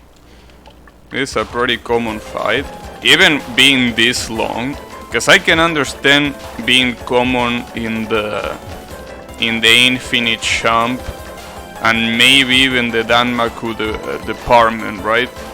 But being so long too, because this is a pretty long fight for something like this.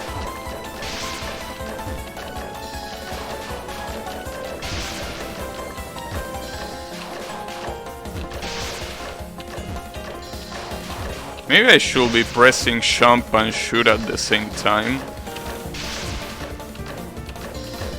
Maybe not.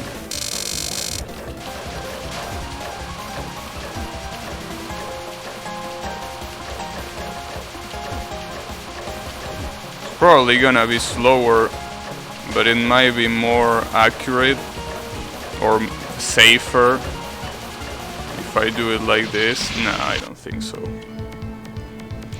Not as long as Solgrin. Yeah, probably right there.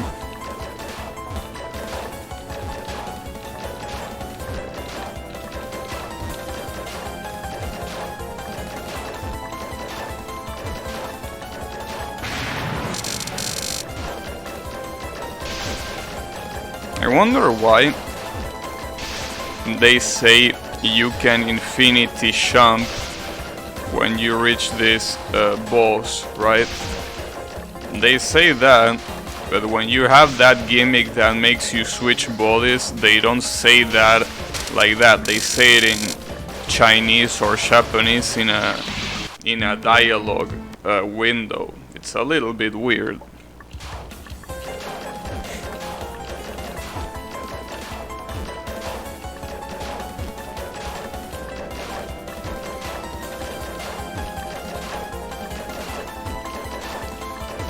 But you know, I guess it's because setting up a dialogue window here will be hard. I don't know why they put it in English though. I mean, they could have put that in Japanese like the spell card name, but I'm grateful that at least it's in English.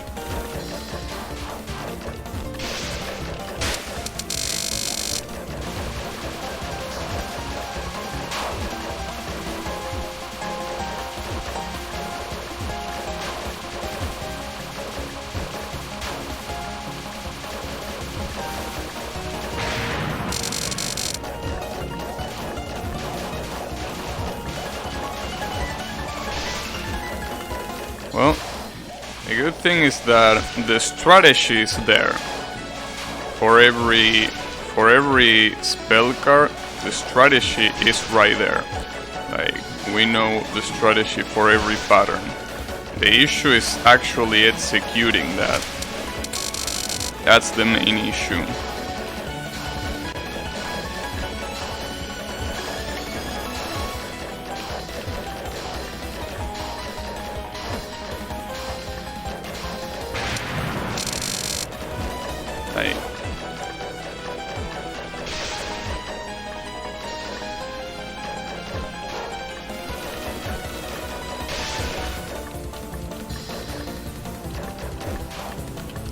Ooh, okay, that was close. That was also close. Yeah, I'm making a lot of close calls for no reason. I think I'm risking a lot. I really shouldn't. This is the most fucked up by far though. I can't believe they done this shit. Like, this is so fucked up. This is not even Danmaku, this is fuck Maku. So fucked up. I mean, even this is pretty fucked up, but hey, it's a little bit doable. Now, you do this when there's 10 seconds remaining. This is what's so fucked up. Like, you can do this, bro. How are you gonna do that? I don't believe that. And I did it the other time because I got lucky. Well, I mean, obviously because all of this is RNG, but It's so fucked up. It's like, come on. Imagine needing to click through a dialogue window every time you enter the fight. Yeah, that will be terrible. That will be absolutely terrible. But I was mostly saying that I prefer having instructions like that on the screen instead of having a dialogue window that gives you the instruction. So I would have preferred in that section where you have to switch characters, if like the game told me what key to switch characters with, like right there, the same way that it's saying that for the infinite jump.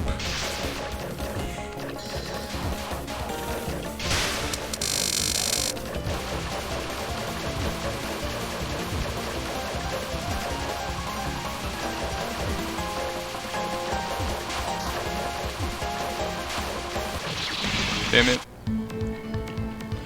But yeah, that's definitely the hardest part of the fight. That second to last Belcar is incredibly fucked up.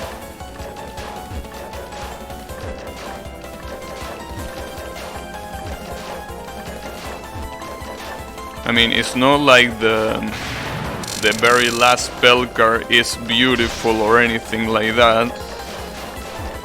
But I don't think it's nowhere nearly as fucked up as the second to last.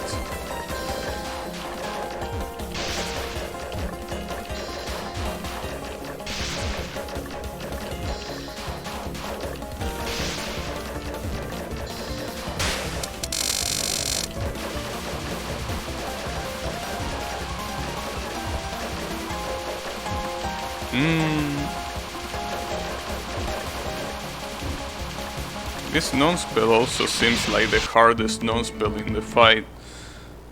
Like the second non-spell.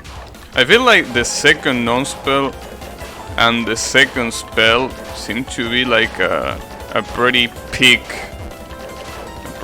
peak in difficulty for this fight. And obviously you have the peak in difficulty on the second to last Belcar, but damn. I wonder why they didn't put animations when she attacks. Like, she has an idle animation, but they haven't put the finger pistol animation that she has in the fighting games. Like, she's just standing there doing nothing, which is fine. I mean, that's already impressive in itself. But come on, bro. I mean, it's not like you have to invent the animation. The animation is in the same game that you borrow the animation of that idle animation from.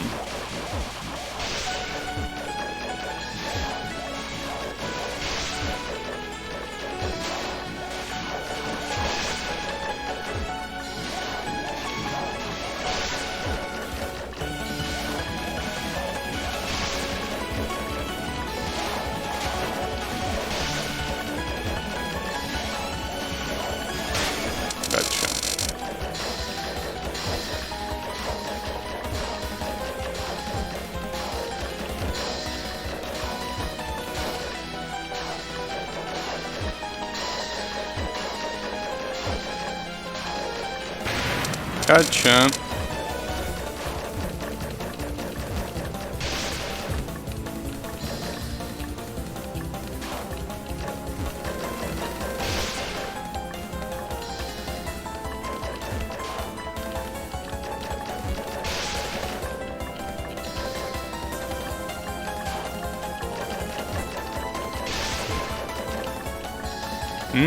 That was pretty clutch.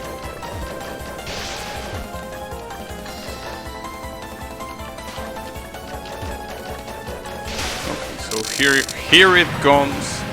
I have coded that it is way more than an idle. Yeah, I know. There are multiple frames to that idle animation. I know that, but you know, I feel like if they went for the trouble of doing that, they could have added the handgun animation. Wait, what?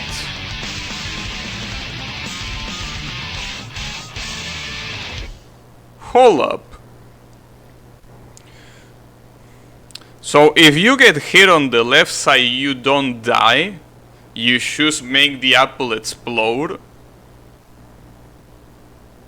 Well, if that's the case, I mean, it might be pretty bad if I start exploding every single apple that I encounter, but it's not instant death.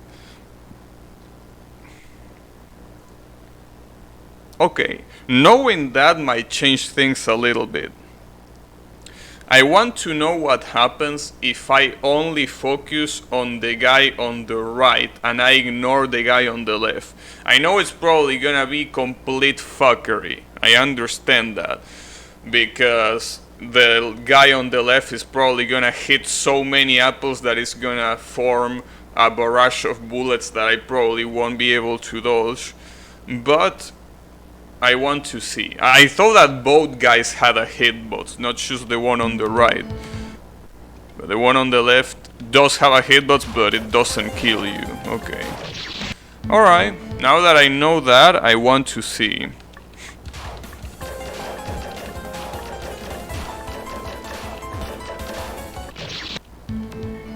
Not the frame is that you need an animation state automata or some extra knowledge of coding beyond plug and play for those Ed's idle frames. I see. Yeah, I guess it can be complex. Yeah, you are right. It might be way more complex than what I think. I mean, after all, I don't know how these games are made.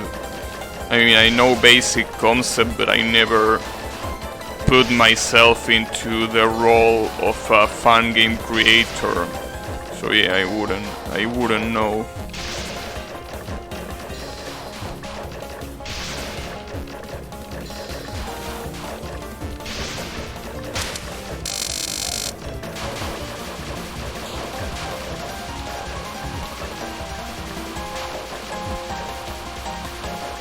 I still don't like this non-spell though, I gotta say. That non-spell is a little bit of a pain in the ass.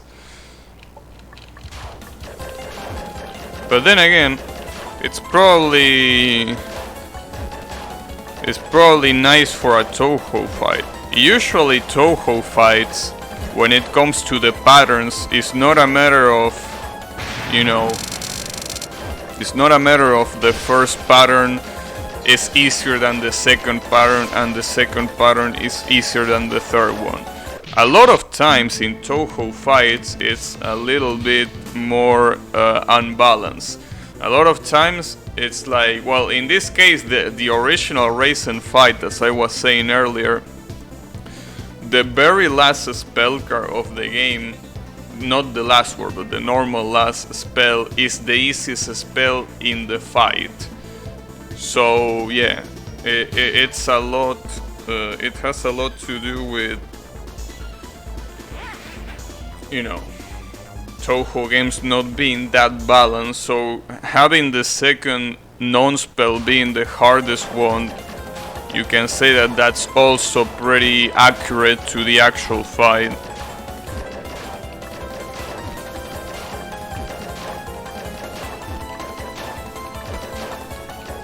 A lot of time that doesn't only applies to the patterns in a specific fight. A lot of times you apply that to you know, to stages themselves, right? Themselves. Like for example, in Touhou 8, a lot of people will tell you that, well, probably Touhou 8 might not be the best example, but something like Touhou 14, right? A lot of people will tell you in Touhou 14 that stage 3 is harder than stage 5, for example, because stage 3 has a boss that is incredibly dependent on RNG and the patterns themselves are brutal, while on stage 5 it's mostly about gimmicks, even though there is also RNG involved. It's mostly about learning the gimmick and getting used to it. So yeah, there is a lot of unbalanced thing in Toho. There are lots of them. When it comes to order, at least. So I guess this fight is a pretty accurate representation of that.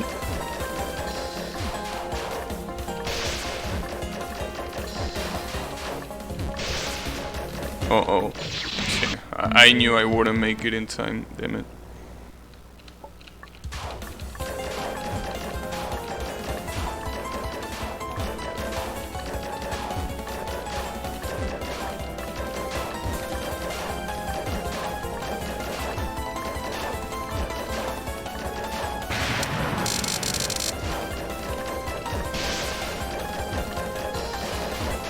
So, this spell card is called Mind Shake.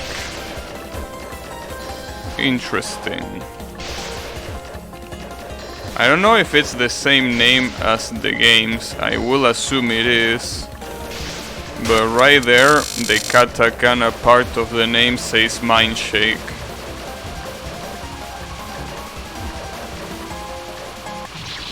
I mean, since I've replay this fight so many times, might as well start looking for things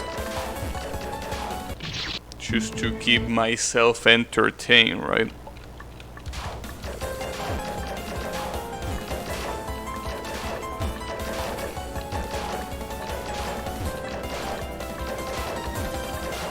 I wonder if there is a fight in an I Wanna Be the Guy fun game that uses the floaty fighters sprites, because this is using the sprite from, as I mentioned before, Scarlet Weather Rhapsody, which is an old, well, yeah, it is old, an old 2D game made by Tassofro, but Tassofro on the late, on recent years, the fighting games that it released for Toho, it doesn't have these chibi characters. It has, actually full proportion characters. So I wonder if there has been any fun game that has used them yet or not. I would like to know.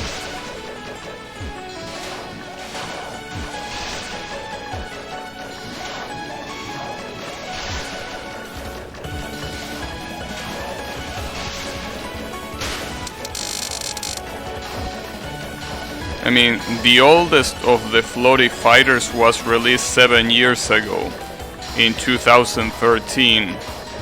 So I'm assuming that there might have been at least one fun game that uses a sprite from that game, right? Maybe. I don't know.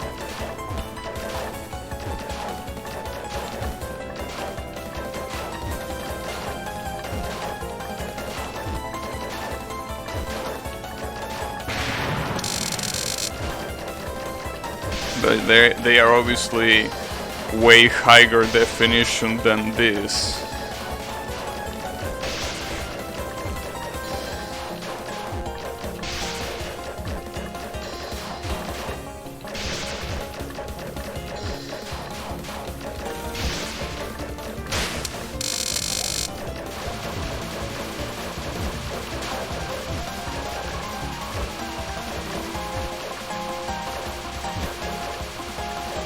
I really wish the fighting games were better, because that way I would probably wouldn't have the wish that the sprites were used in better games. Because if the fighting games that the software made were actually good, I will be like, well, at least the sprites are in a good game, right? But right now I can't really say that.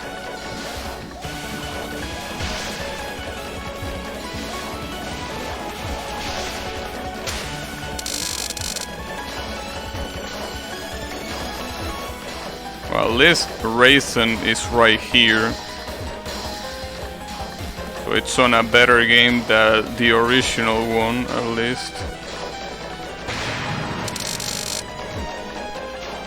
Also, yes, I'm a Tasofro hater, in case you didn't figure it out. I am indeed a Tasofro hater. And that's fine. Don't worry about it.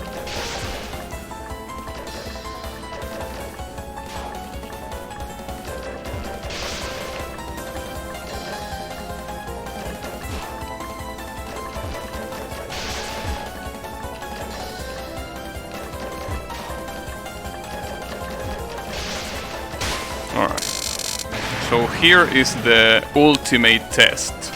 What happens if I only focus on the guy on the right and I completely ignore the guy on the left? How bad of an idea is that?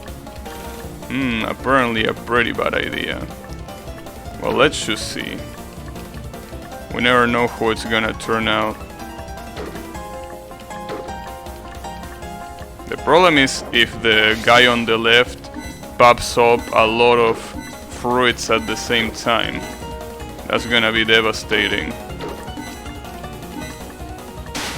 Okay, it wasn't that bad. I think I'm gonna use that strategy. I like that strategy.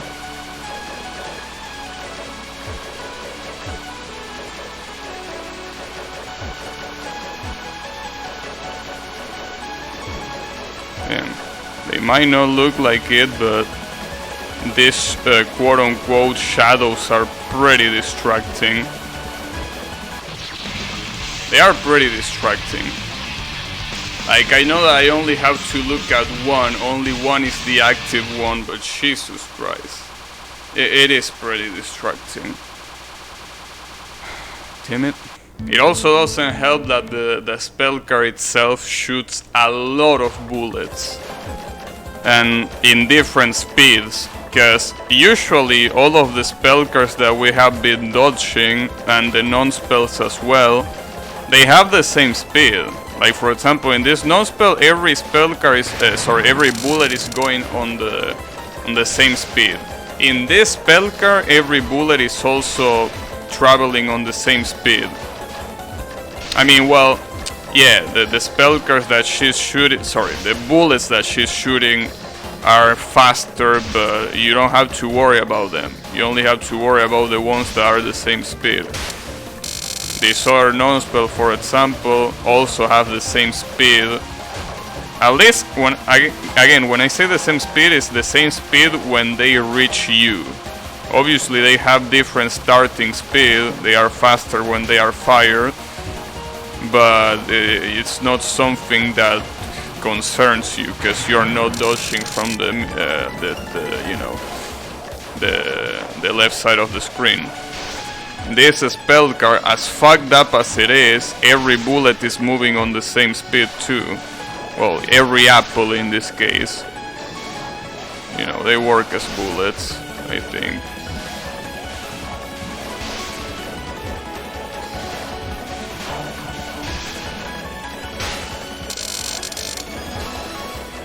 Alright, this one doesn't actually. I didn't notice that. This spell card has bullet traveling in different speeds.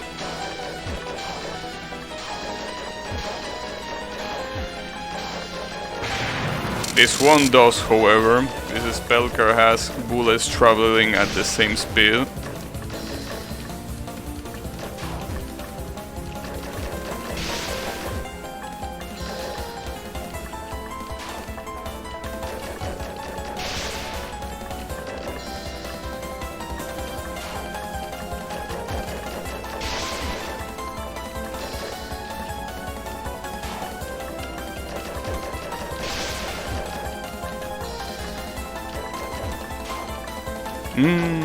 Okay. So, this spell card is also a lot about being lucky, because if the guy on the left hits a lot of apples in a row, I'm probably gonna get destroyed.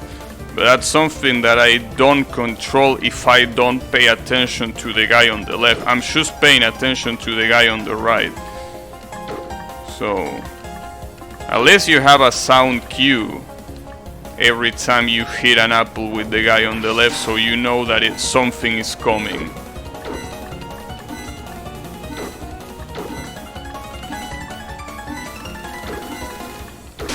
Nice.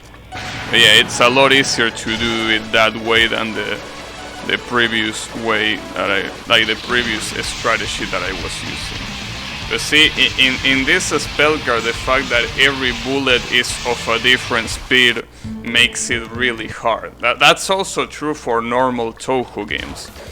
Normal Touhou games that have bullets at different speed at the same time, they are usually pretty hard.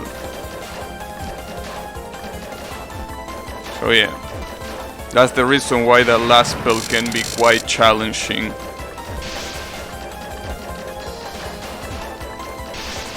But it's the last one apparently, so we can't give up.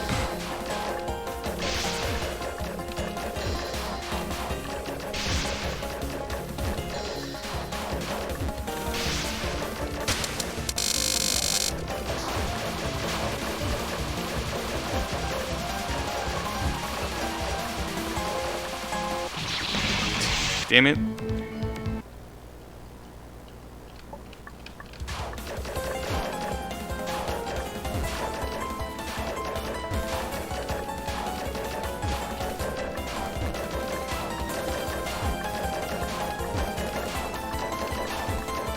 And thankfully, it might not even take that long.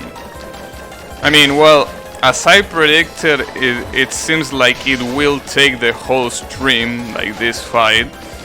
But at some point, I thought it was gonna be something that will be a lot more than that. Kinda like, you know, Sonic in Boshi. Like the Sonic fight in Boshi took me multiple streams. So I thought that this might be something like that, but honestly we're getting pretty close. It might happen though, because I mean, until she's dead we can't say anything, right? But I don't know, it looks like I might be able to do this. At least today, or at least I hope that I can. I really do.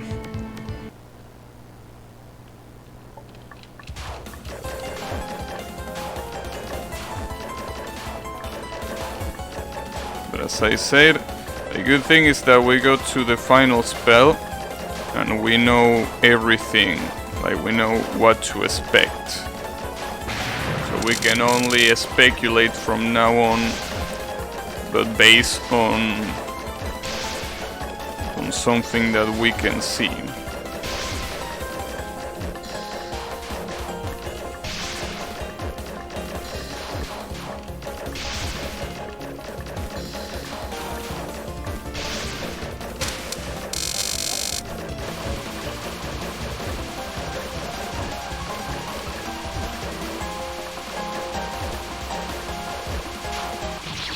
I got cornered there. God damn it. I could have escaped if I was a little bit clever with the shams, but it was too late when I realized that I was cornered.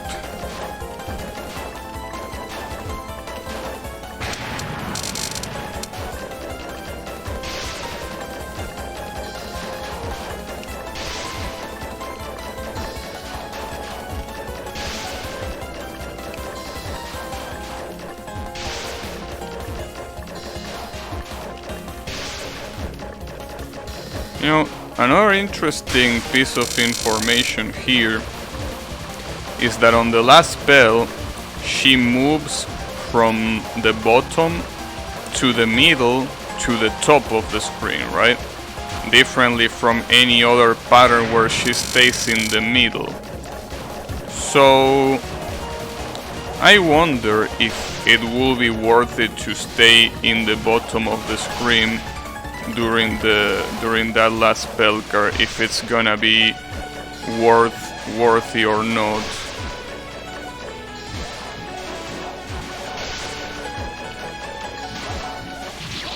I mean, if it's gonna be worth or not.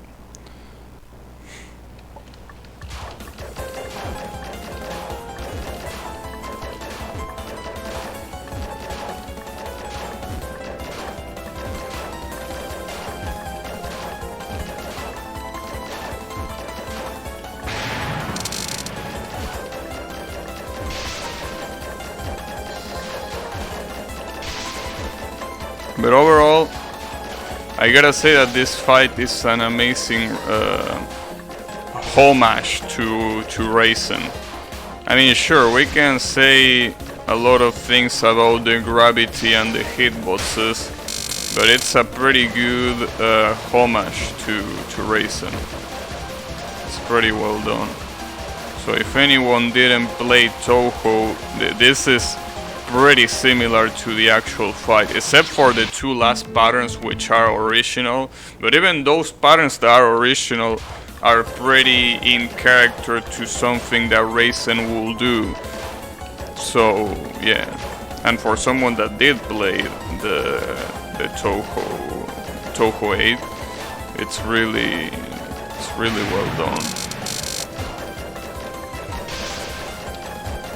So yeah, props to whoever did this fight.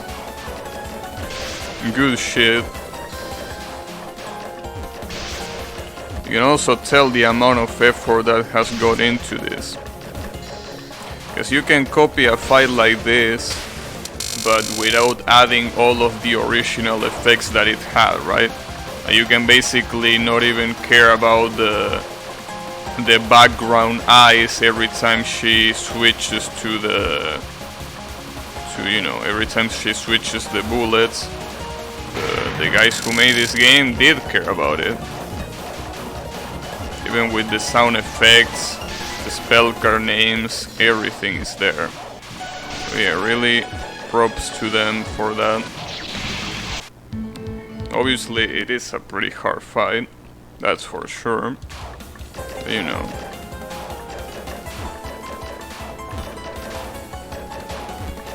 Being hard doesn't mean that it's bad, obviously.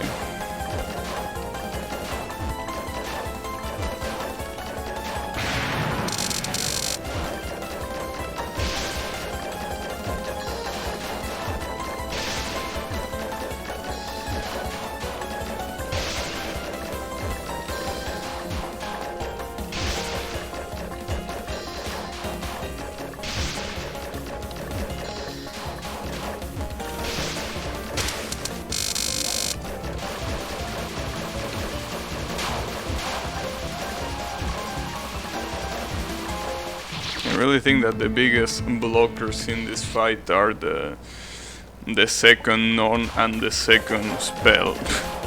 If you can beat that, chances are that you might get to the last spell, or at least the second to last spell. But yeah, you have to beat those two first. That's the issue here.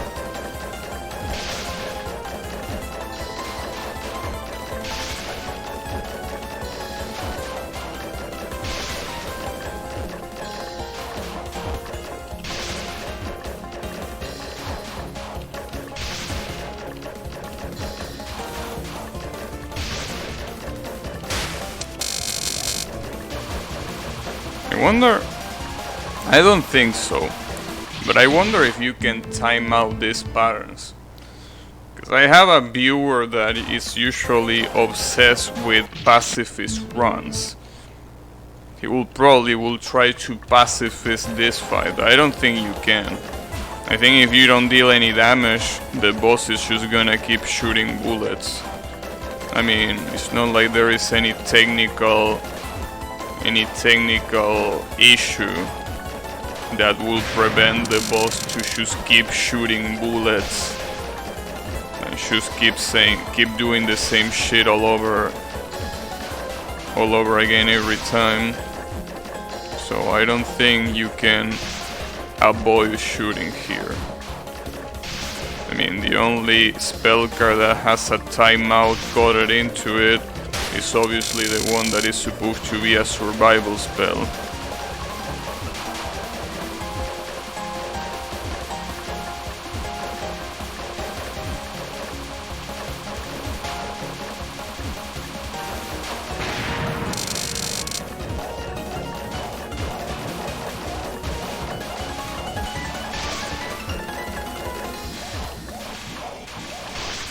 Wow, I got saved there for that switch. That switch saved me.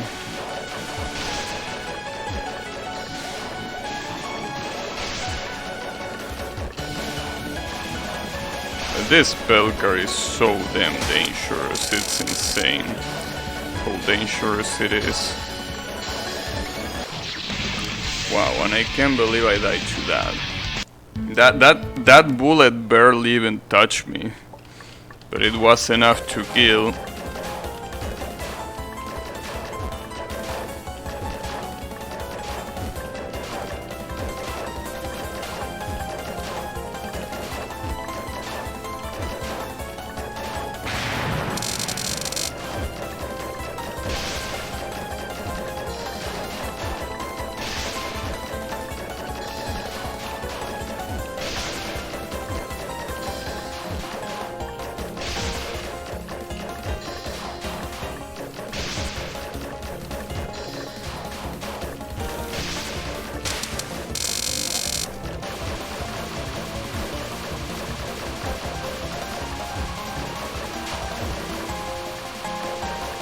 I wonder, you know, I've seen some fun games that have like some sort of bubble that allows you to get hit a certain amount of times, right?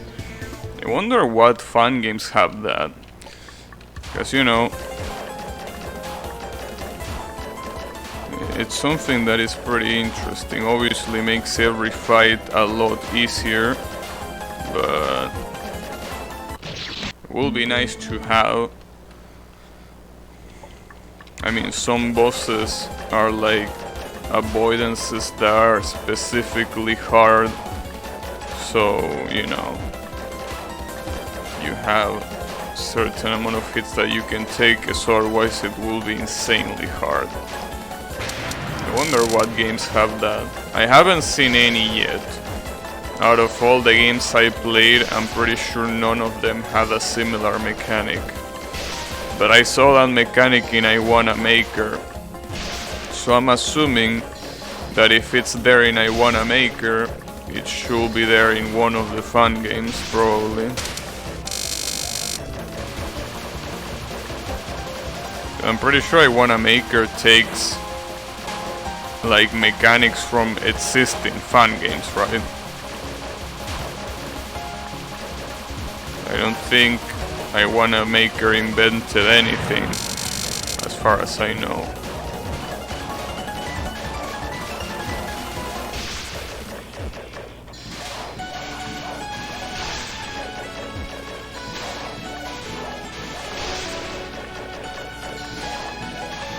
Ah, that was so hard. Such a shitty combination right there of apples.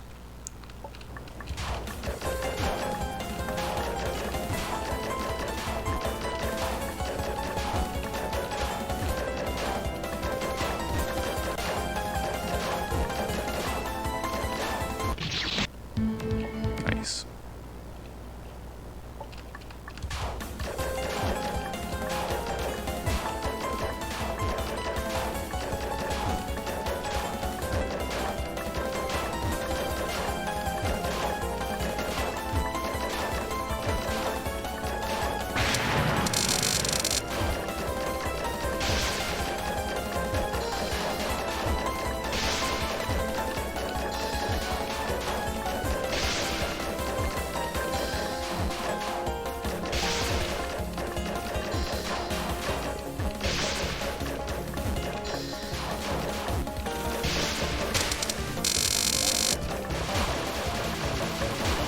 I really wonder, considering the RNG that a lot of the bosses in this game have, including this one, I wonder how much of a pain in the ass it is to do a speedrun of a game like this. Like, I can't even begin to imagine how much of a pain in the ass it is. It's probably so painful. Like, I really cannot imagine how painful it is. But I'm sure that it's pretty painful. That jump was almost impossible to do there. God damn it.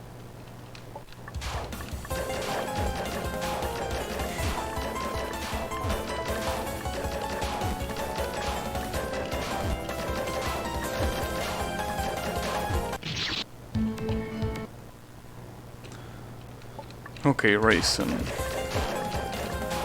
I would really like to defeat you today. So I ask you for your cooperation, because it will be really useful right now.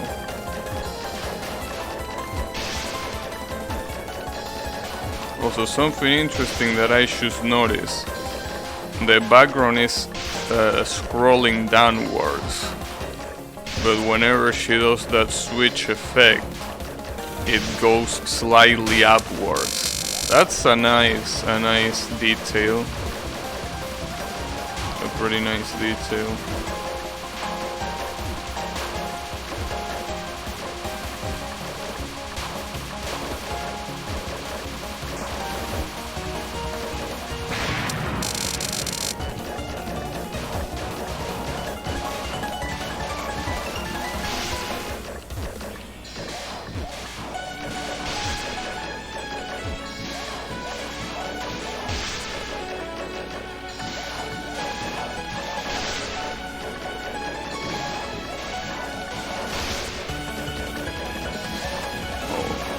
Forgetting that Raisin is quite literally in the middle of the screen. I thought she was a lot lower. No, she's pretty much right there in the middle. I don't know why I thought she was lower. I had that impression. A wrong one, but...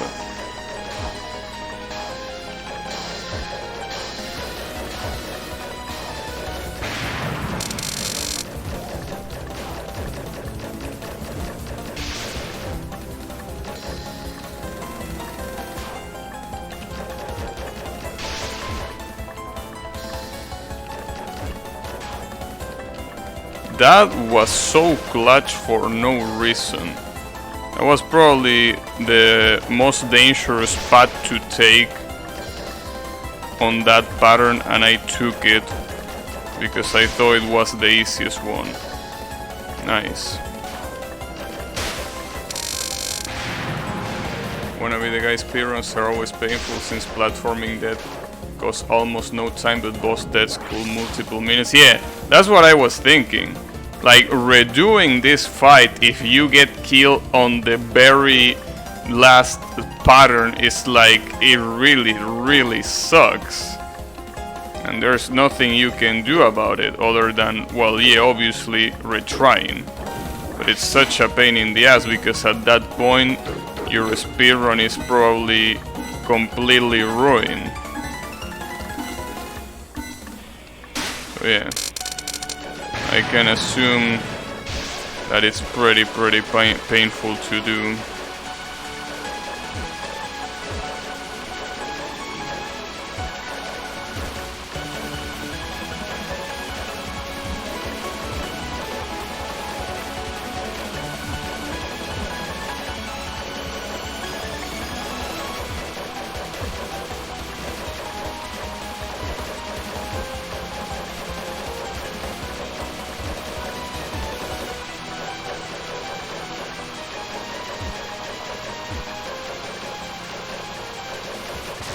There we go. Whew. Oh, beautiful. Yes. She. Thanks. That was really good. Jesus Christ. That was so good. What an amazing fight. I have nothing but praise for that fight. Amazing. I know you're gonna say you're gonna call me a Touhou fanboy. I understand, but even without being a Touhou fanboy, you can tell the amount of effort that went into doing that fight. It was really well done. It was an amazing fight. I really liked it, and it's the longest fight so far. It's the fight that it took me the longest to beat so far, but Jesus Christ, it's so good. It really was pretty good. And as you can see, we still have the stage select completely bugged, because why not?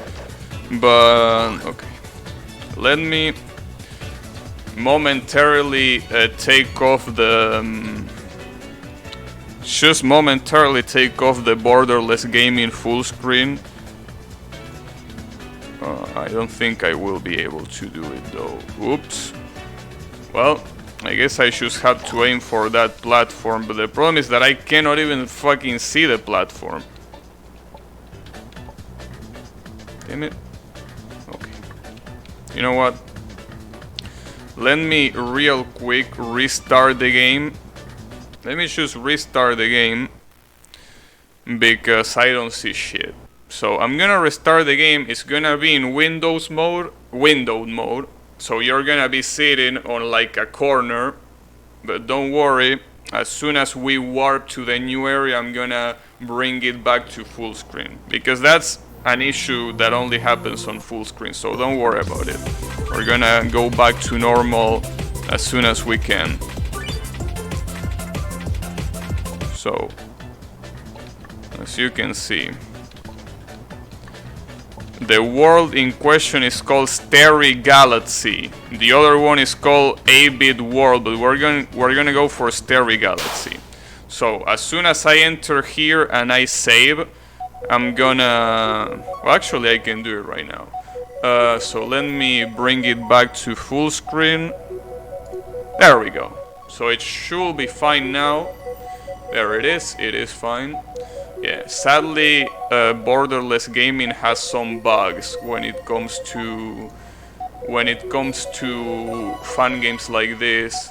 But sadly, the game doesn't have a proper full screen mode, so I can't do that. So this is the Starry Galaxy. I can't wait to get fucked by all of the traps here.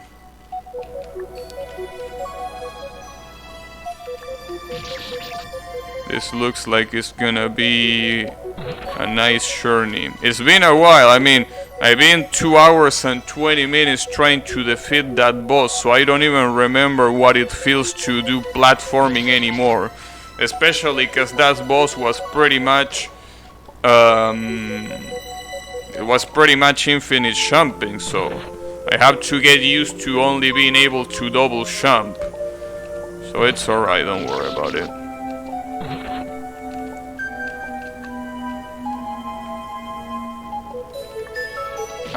I'm pretty sure that's the jump that I gotta do because, yeah, doing anything else it won't work. Man. See, that's what I like to see when I see boss fights. Boss fights like that racing are a treat to play. They might be hard, yes, they are pretty hard, but if they are well done, that's what matters. And I thought that the second to last Pelcor was gonna be a piece of shit because you had to control two things. But as you saw right there, you don't even need to pay attention to both. You just need to pay attention to the one on the right. So yeah, I really would love if most boss fights in fun games were like that one. I mean, not necessarily infinite jumping though. Just want something that has a shit ton of effort put into it. And yes, I know that I'm probably asking for a lot, but it was a lot of fun to play that. So, huh? Why did it start spinning the other way? I mean, why should I care? I'm sensing something weird here. I fucked that up. But why would I care about the fact that it's spinning in reverse? I'm not gonna go back. Or at least I hope I don't have to go back.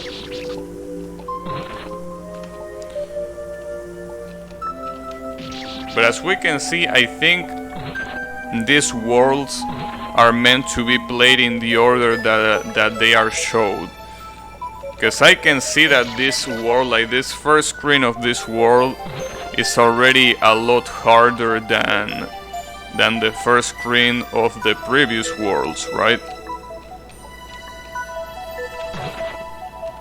So yeah.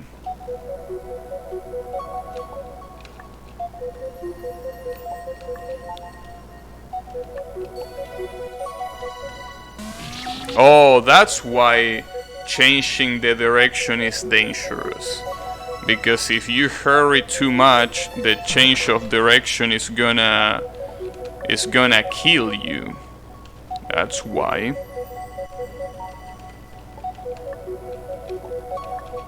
Wait, you can just go here. Unless there is a trap. Maybe since I didn't flip that switch, something's gonna fuck me in one way or another.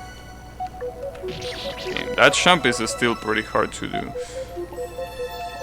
Well, if I can just do that jump directly without pressing the switch, I don't think I need to even bother pressing the switch, right? Though maybe it's obviously a harder jump. It doesn't mean that it's not possible. Damn, I did it on the first try and now I'm struggling with it. That's the classic. That's definitely the classic right there.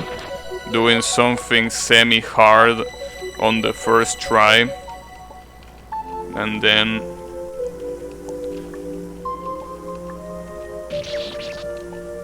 just struggling on all of the following tries. Well, whatever. We can press the switch. I mean, we don't need to handicap ourselves after all. I like the music though. I don't know where is it from, but it's pretty nice. You are an asshole. You know that, right? You're an asshole. Wow. The worst part is that in order to dodge that, you gotta go where the apples are. And you don't control that. So, damn. Fucking trap. That's the good thing about this game. Every trap is pretty unexpected. You usually don't expect any of the traps that are presented to you.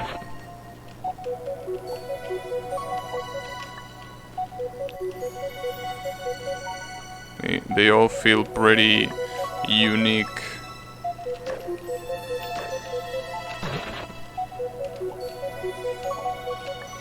Something that I also like about this game is that going to the limits of the screen doesn't kill you like in a lot of other fun games. That apparently when you go on the border of the screen it kills you for absolutely no reason. I don't know why that happens. I don't know what fun game even popularized that. I know that Boshi has it and I hate it, but you know. I mean, I hate that mechanic, not Boshi, obviously. Ah, that was too low. Yeah, like, what's the point?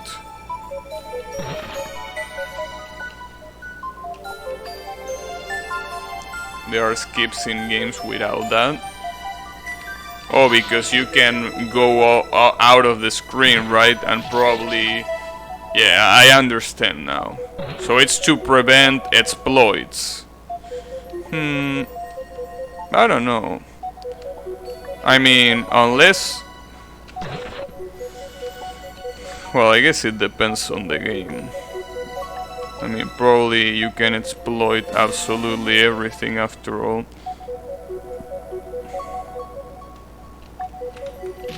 Ah, motherfucker. Damn it. Fell for the same trap. But like I was trying to say, that maybe there is a more effective way of stopping that. Because I'm assuming that the logic for that is that if you are outside of of the intended coordinates of a screen, what you will do is, well, kill the character, right?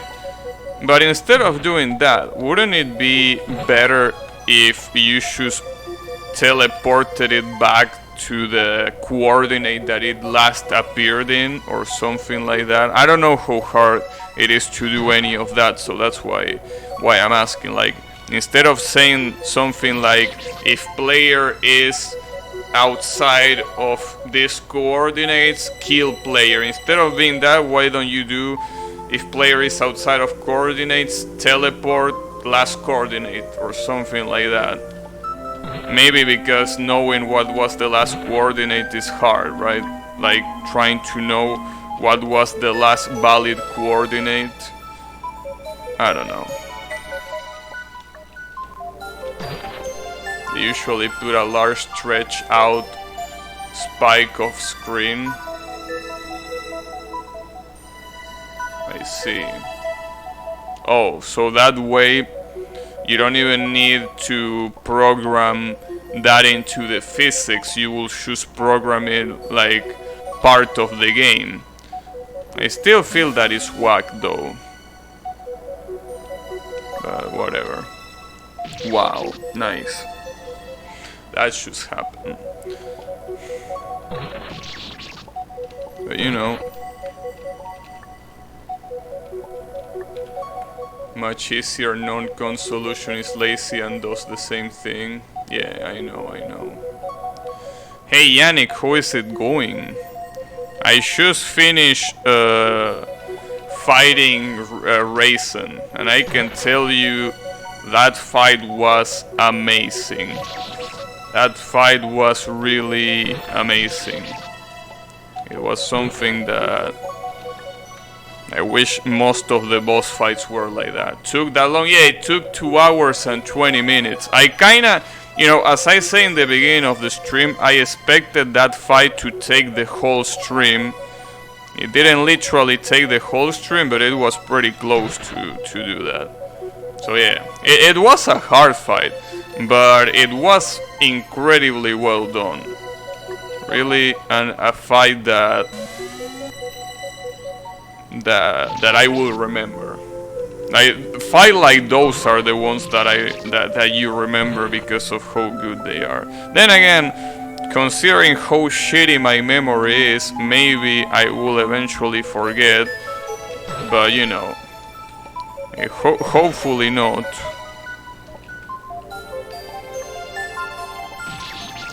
But yeah, amazingly well done.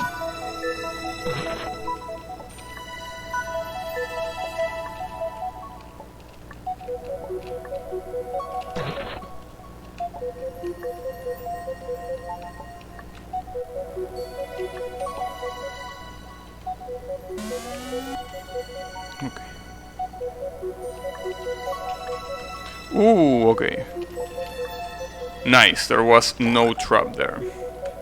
I really wish the very first boss of the game I could say the same thing that I said about Raisin, but sadly I didn't really like the first boss of this game. Ooh, we have a survival? Alright. Wow. That kind of survival? Alright. Hold the fuck up right there. That's a little bit excessive if you ask me. Okay, so that's who it's gonna be, huh? Okay, we're fine for now. Jesus, this is gonna be pure memorization. This is really gonna be pure memorization. Jesus Christ. Because I don't think you can react to most of this. I mean, you could react if they didn't split right in your face.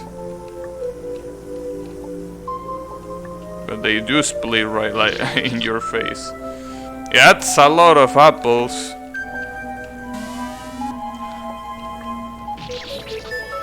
That's indeed a lot of apples. A lot of transparent apples. I mean, the whole stage is transparent.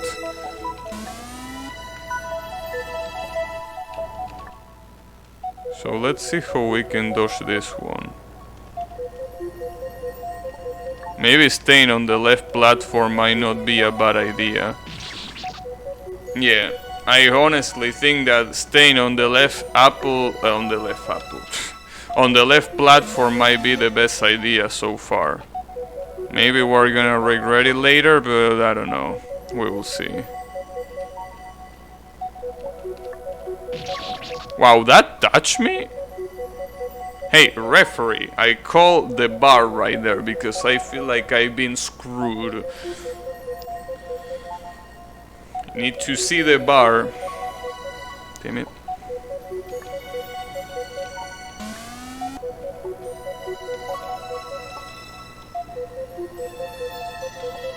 Yeah, they are taking over my mind. I know, dude. I mean, when you play I wanna be the guy games for too long, it starts taking a toll on your brain. So yeah, you have to play them moderately. But it's alright, don't worry about it. My brain is already fucked because of Toho, so getting a little bit more fucked is not really gonna make that much of a difference, right?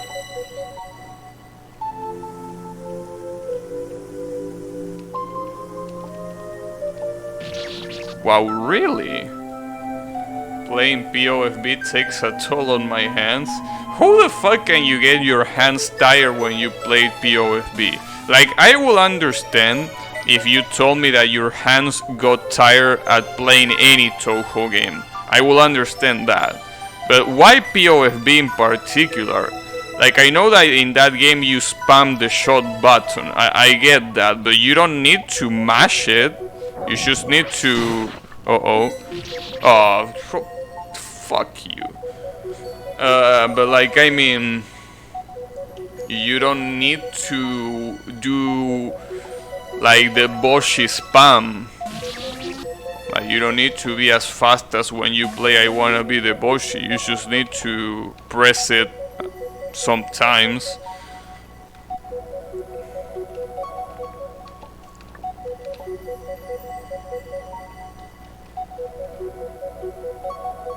Then again, I guess you could say, like, if POFB makes your hand tired, shouldn't also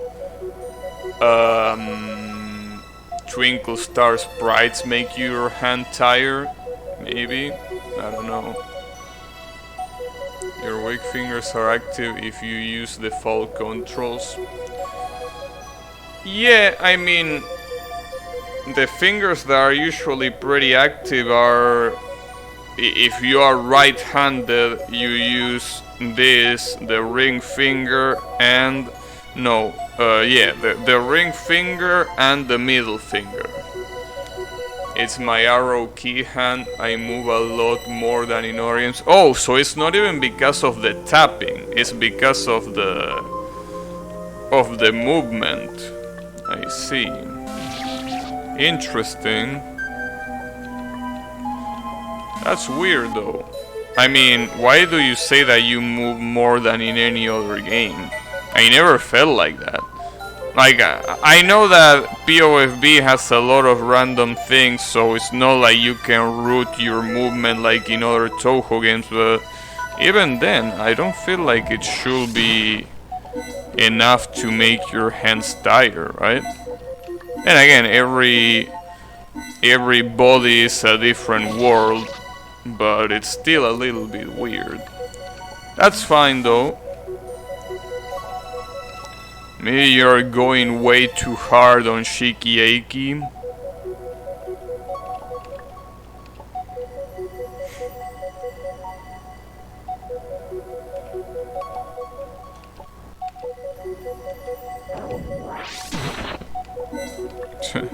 I like how they also use the Toho sound effects too here.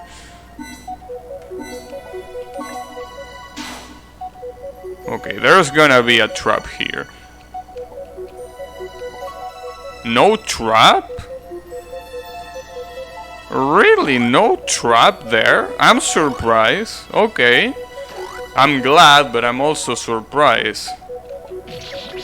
I'm sorry I have baby hands. No, it's not the fact that I'm making fun of you because you have weak hands. I'm just weirded out that this doesn't happen in other Touhou games for you. That it only happens on Phantasmagoria Flower View. That's the weird thing. I mean, everyone can get their hands tired pretty quickly anyways. I mean, for example, I get my eyes tired when I played Geometry Dash, right? And that's something that not a lot of people, that doesn't happen to a lot of people, right? So it's not the fact that your hands are weak, the thing that is weird. It's the fact that it doesn't happen with other Touhou games. That's the weird part. But it's alright. Maybe you really like POFB to the point where you wanna play it way more than any other game. I really admire that dedication if that's the case.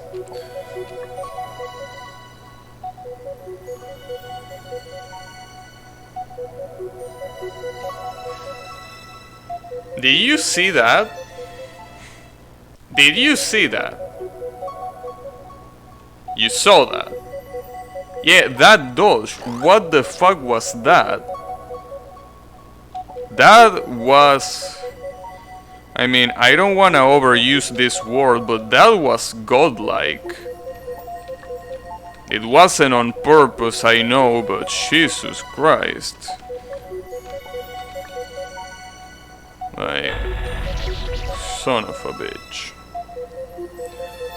It's like in POFB. It's like my favorite Touhou game. That really was something else. I can't believe I was able to do that. Again, it obviously was an accident, so I'm not even taking credit for it, but Jesus Christ. 10 out of 10.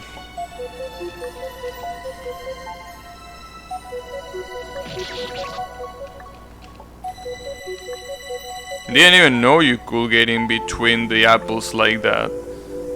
I mean, not those apples. At least. I forgot, okay. Thankfully I remember right away. I really like the fact that this music is so relaxing, and when you die it doesn't cut to the game over music, it just keeps with this music. That's pretty relaxing. It's kind of like in the monochrome dungeon. The difference is that in monochrome dungeon the music was pretty pretty average to say the least. But this one is nice. It's pretty nice to chill to. Fuck.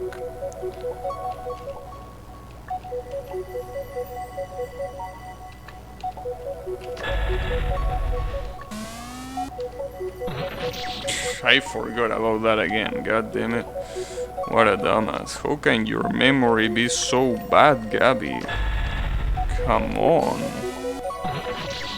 Nice. I'm not doing it on purpose. I know that it looks like I'm doing it on purpose, that I pretend to be stupid. I'm not. I'm not pretending. Even though it looks exactly like that. I wish I was pretending.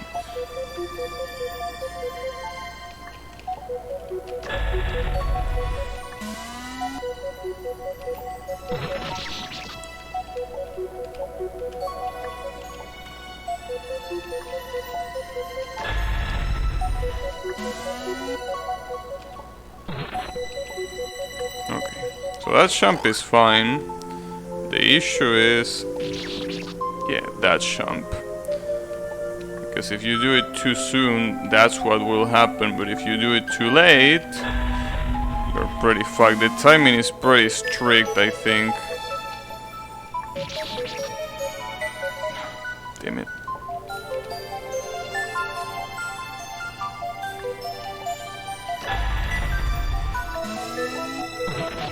Really?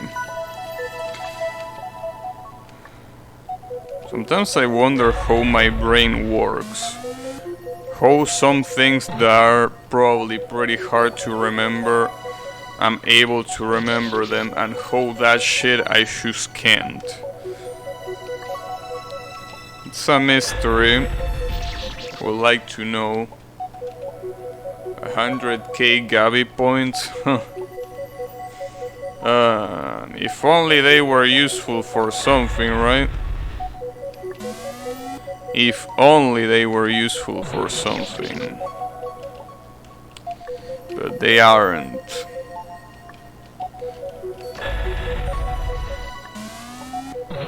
It is what it is. Yeah, I fell for the same trap twice in a row now. Can you believe that? Also, today I learned about a game that seems pretty fun, but I don't remember seeing any gameplay of it. The game in question I think is called Rhythm Muse, I think. Is that game any good? Because I'm quite interested in playing it whenever it goes on sale on Steam. Yeah, Muse Dash, not Rhythm Muse. Okay, yeah, Muse Dash, my bad. How is that game? I know that the base game is pretty cheap, but it has a shit ton of DLC that are a little bit expensive. So I'm wondering, cause I like reading games, but I'm not sure. Also, the art style looks pretty good, so I'm also interested in that. Fuck this shump.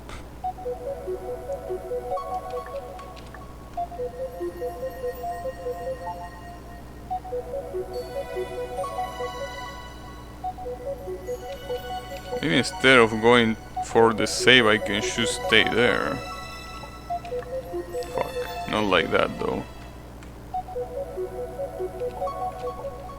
Oof, okay, that works. Can you even go back now? Looks like a very nice and weeb game. Ah, son of a bitch. Son of a bitch. Okay, so the trap triggers on that block. I thought it triggered when you jumped. Yeah. I guess I will get it on the net sale. Sadly, apparently there is a sale going on Steam right now, like a spring sale or something like that, but it's pretty disappointing. There are barely any games that I'm interested in on sale. Thankfully, there seems like not so long from now there's gonna be another sale like this on Steam. Hopefully it has more interesting games, and hopefully Muse Dash is one of them.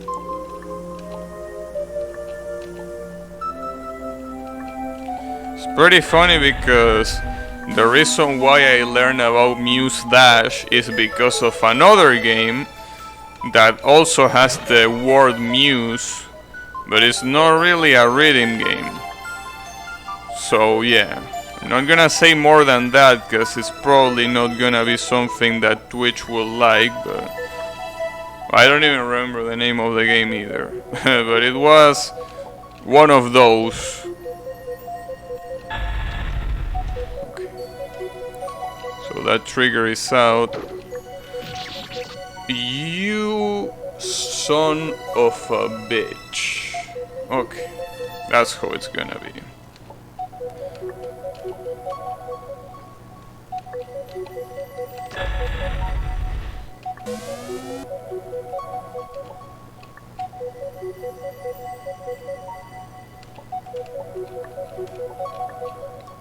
Trap every platform? Well, of course. That's why it's called Metamorphosis, because everything here transforms into a deadly trap that is gonna fuck you up. What, you think the name Metamorphosis was just random? Wow, no trap there. I'm pleasantly surprised about that. Alright, so what's this? Contracting squares. Interesting.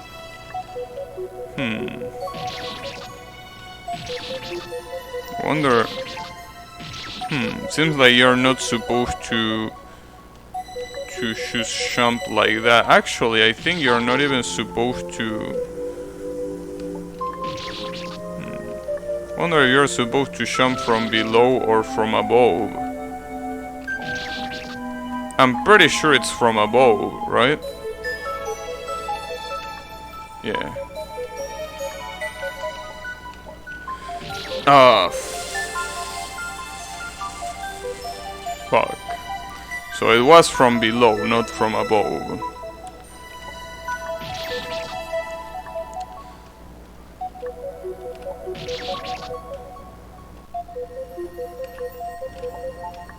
Interesting contracting squares. So you're kinda supposed to stay down here. Because if you try to drop from above, it ain't gonna work that well. Well, I can make a save right there. So that way I should start in the air like that. I don't know if doing a save like that is risky, if I can get soft lock or something like that. I really hope not. But considering that I'm falling on something that is supposed to be safe, I don't think this should be a problem, right? Because I know that there are some specific saves where you can really fuck it up depending on where you save. I obviously don't want that to happen, but I think it should be fine here, right? I mean, after all, I can just double jump if I want to get to the save again. So there is that.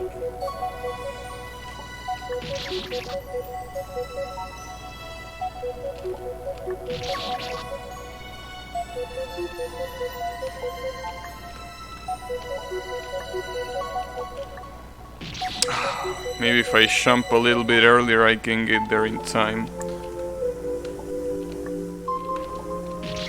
Ah, come on, that touched me.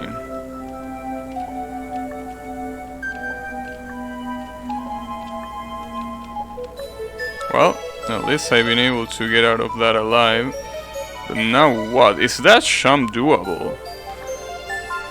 Wow, I can't believe I died there.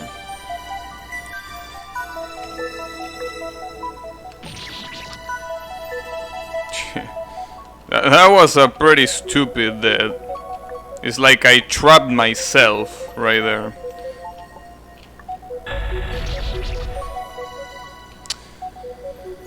Well, now you can definitely do that jump right there. So I guess you gotta time it to land down there. Cause see, I was like, you can do that jump. But now if it switches like that, you can definitely do that jump.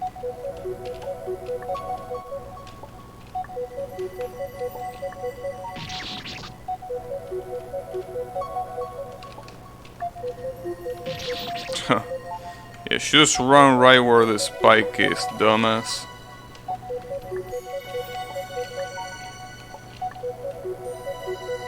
Should probably wait until right here. Yeah, maybe. A little bit later. I think I did it too early. Ooh, that got pretty close.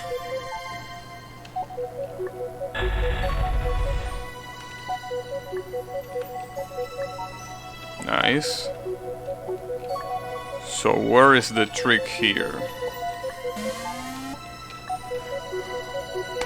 Get fucked, bitch! How was that? You like that? Oh shit, she pumped. Thanks for the raid. You came at the right time. Well, at the right time to see that thing that just happened. I don't know if I'm gonna be able to replicate that. Rivet Polka. I don't know what that means, but who is it going, Andy-chan? Oh, another one of these survival ones. Oh, privet means hi. Alright, who is it going? Hi. Hi, Sheepalm. Again, thanks a lot for the raid. Really appreciate it. Oh, hi, bye. Alright. It's an interesting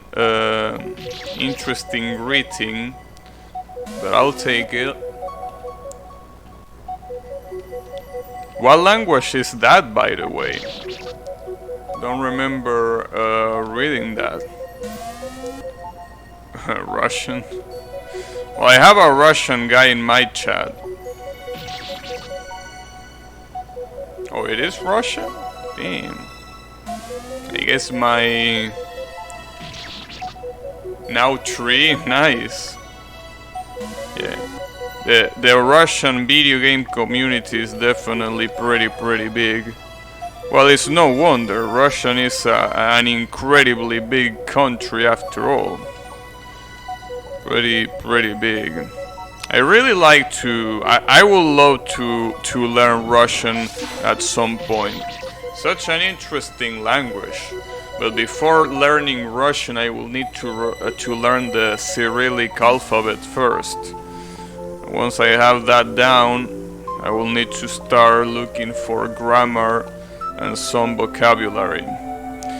But you know, learning a new language is always such a big pain in the ass, no matter what language it is. So yeah, I don't know I have the willpower to learn another language nowadays, but you know, it's always nice to be able to talk to more people. Because even if there is a lot of Russian people that know English, there are also a lot of others that don't know it. And even those that know English, there is a lot of forums in Russian that don't speak English. They only speak in Russian. So it will be pretty nice to have access to those forums. I mean, after all, for such a high community, it will also be pretty useful to know Chinese. That's a different story, because you cannot learn Chinese the same way you will learn Russian. Russian will be definitely easier to learn than Chinese. That's for sure.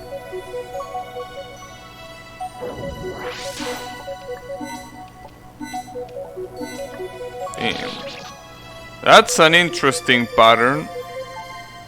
A little bit fucked up, but... how you speaking, because I clearly heard that you say in English.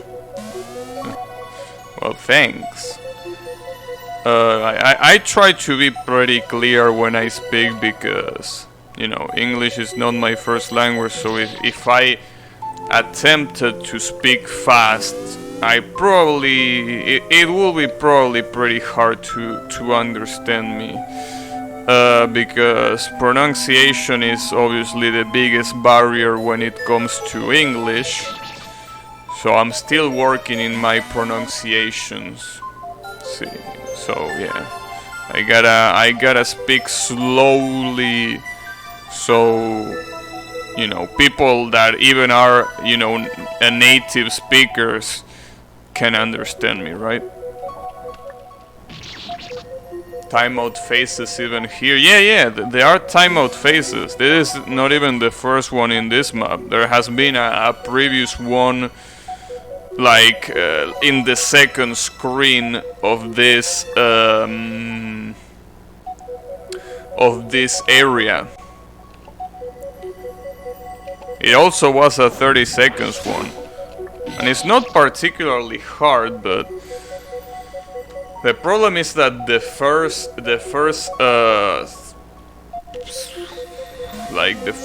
pattern of this timeout phase, it kind of makes you used to stay in place, to not move that much. But then when the second phase arrives, you don't really know. You don't really know because you have to start moving a lot. It's like a pretty big change of pace. Like right here. You have to move to dodge that apple that falls right where you are. You don't have too much time to do it, so you gotta react fast. But you are used to not do that, because here you should stay here and move a little bit, and that's it, right?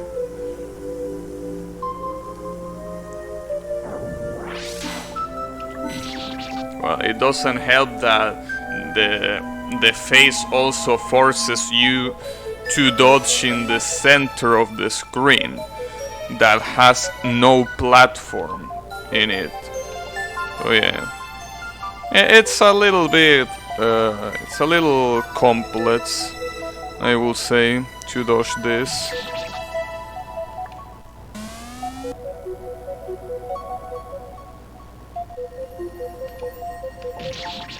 Nice.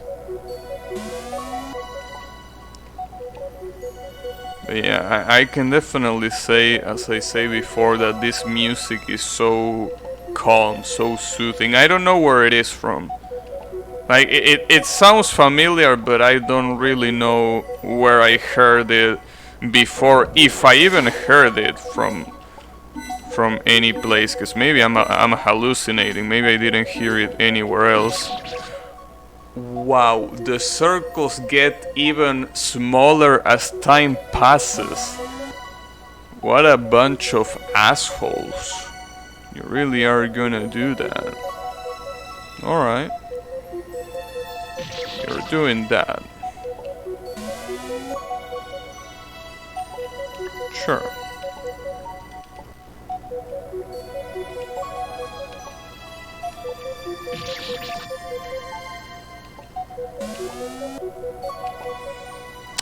Now, you know, I'm thinking of something.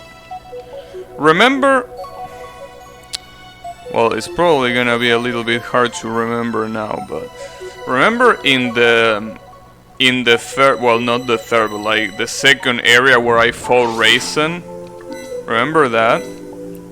Remember that there was a secret right at the end? Like a portal appeared right at the end, remember that?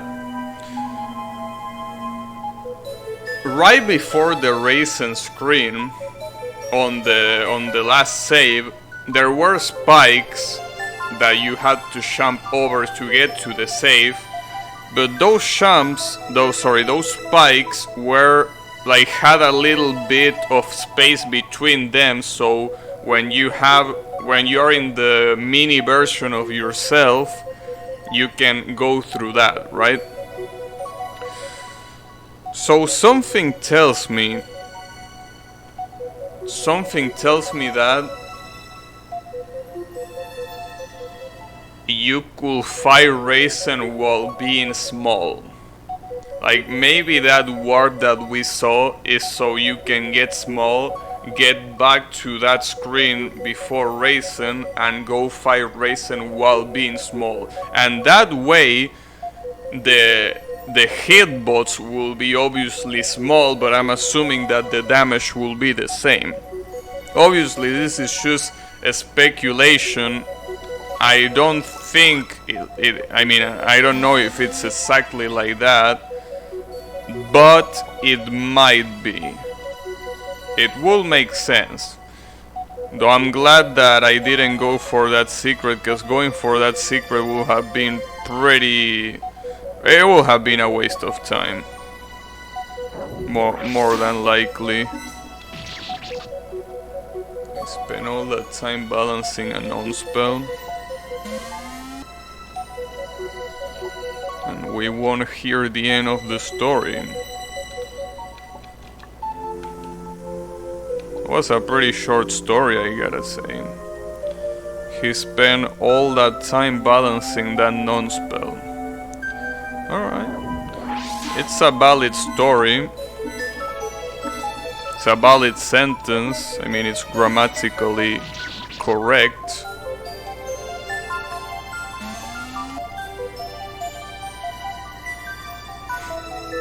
We will never know what happened to that non-spell that he spent so much time balancing. Well, I'm literally staying here. Oh, there we go. Nice. I fucked that up. Make it terrain wall small so you can get bored. Wow. If that's not a Kyle comment, I don't know what it is. Wow. Alright. So I think I know what happened. It's not that Kyle disappeared. It's just that Yannick ate Kyle. So now Kyle is living inside Yannick. And that will also make sense with all his fucking boar fetishism that he had. Damn. Now everything makes sense. I'm Kirby? Huh. Damn. Well. Yeah. There are definitely a lot of fetishes that I understand, even if I don't share. Boar is definitely not one of them. Like, no matter how hard I try, I can't get it. I just can't. But hey, it's alright. I mean, it is what it is. I don't need to get it.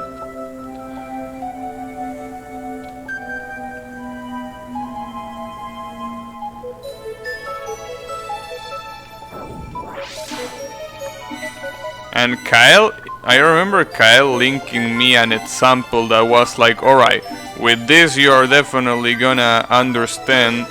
And no, I didn't understand, even with...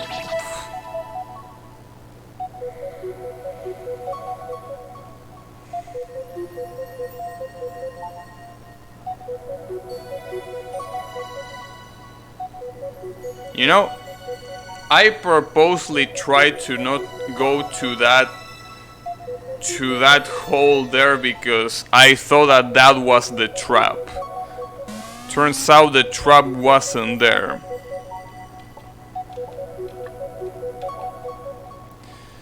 Oops. Well, at least this wasn't hard. I will be pretty pissed if this was actually hard.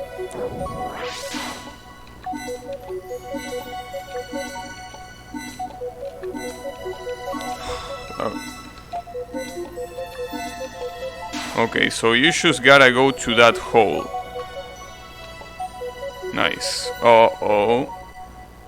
Okay, just wait. There we go. Saved. Alright. I wanna try this thing once just to see how it is, and then I'm gonna... Well, that didn't count. Well, this looks like it's gonna be such a fucking pain in the ass. Because not only you gotta dodge this star, but you also gotta get here, right where this switch is. So, yes. I'm definitely gonna call it a day. It has been a pretty nice stream, I gotta say. I enjoyed it a lot. You know, I also can understand how they can put a splash screen like that says KY Project and an introduction like this, and yet they can't fucking put a full screen and a key binding functionality. It's just amazing, but hey, it's fine, don't worry about it. I really had a lot of fun this stream with that racing fight. That racing fight was really top of the top. Amazing fight. Really, really good fight. But yeah. Let me see what I can do here. There is someone playing... Ooh, I like seeing this. This is this English? I don't know if this is English. Let me see. Oh yeah, on the next stream I'm definitely gonna try to do the... whatever it was called, that starry galaxy. Gonna try to beat that and see what else awaits for us on the game. And of course I have the auto hotkey enabled so I can't type for shit. Alright, there we go. So, thanks everyone a lot for watching, and I'm gonna be seeing you on the next stream with more I Wanna Be the Metamorphosis. So, take care everyone, and have a good one.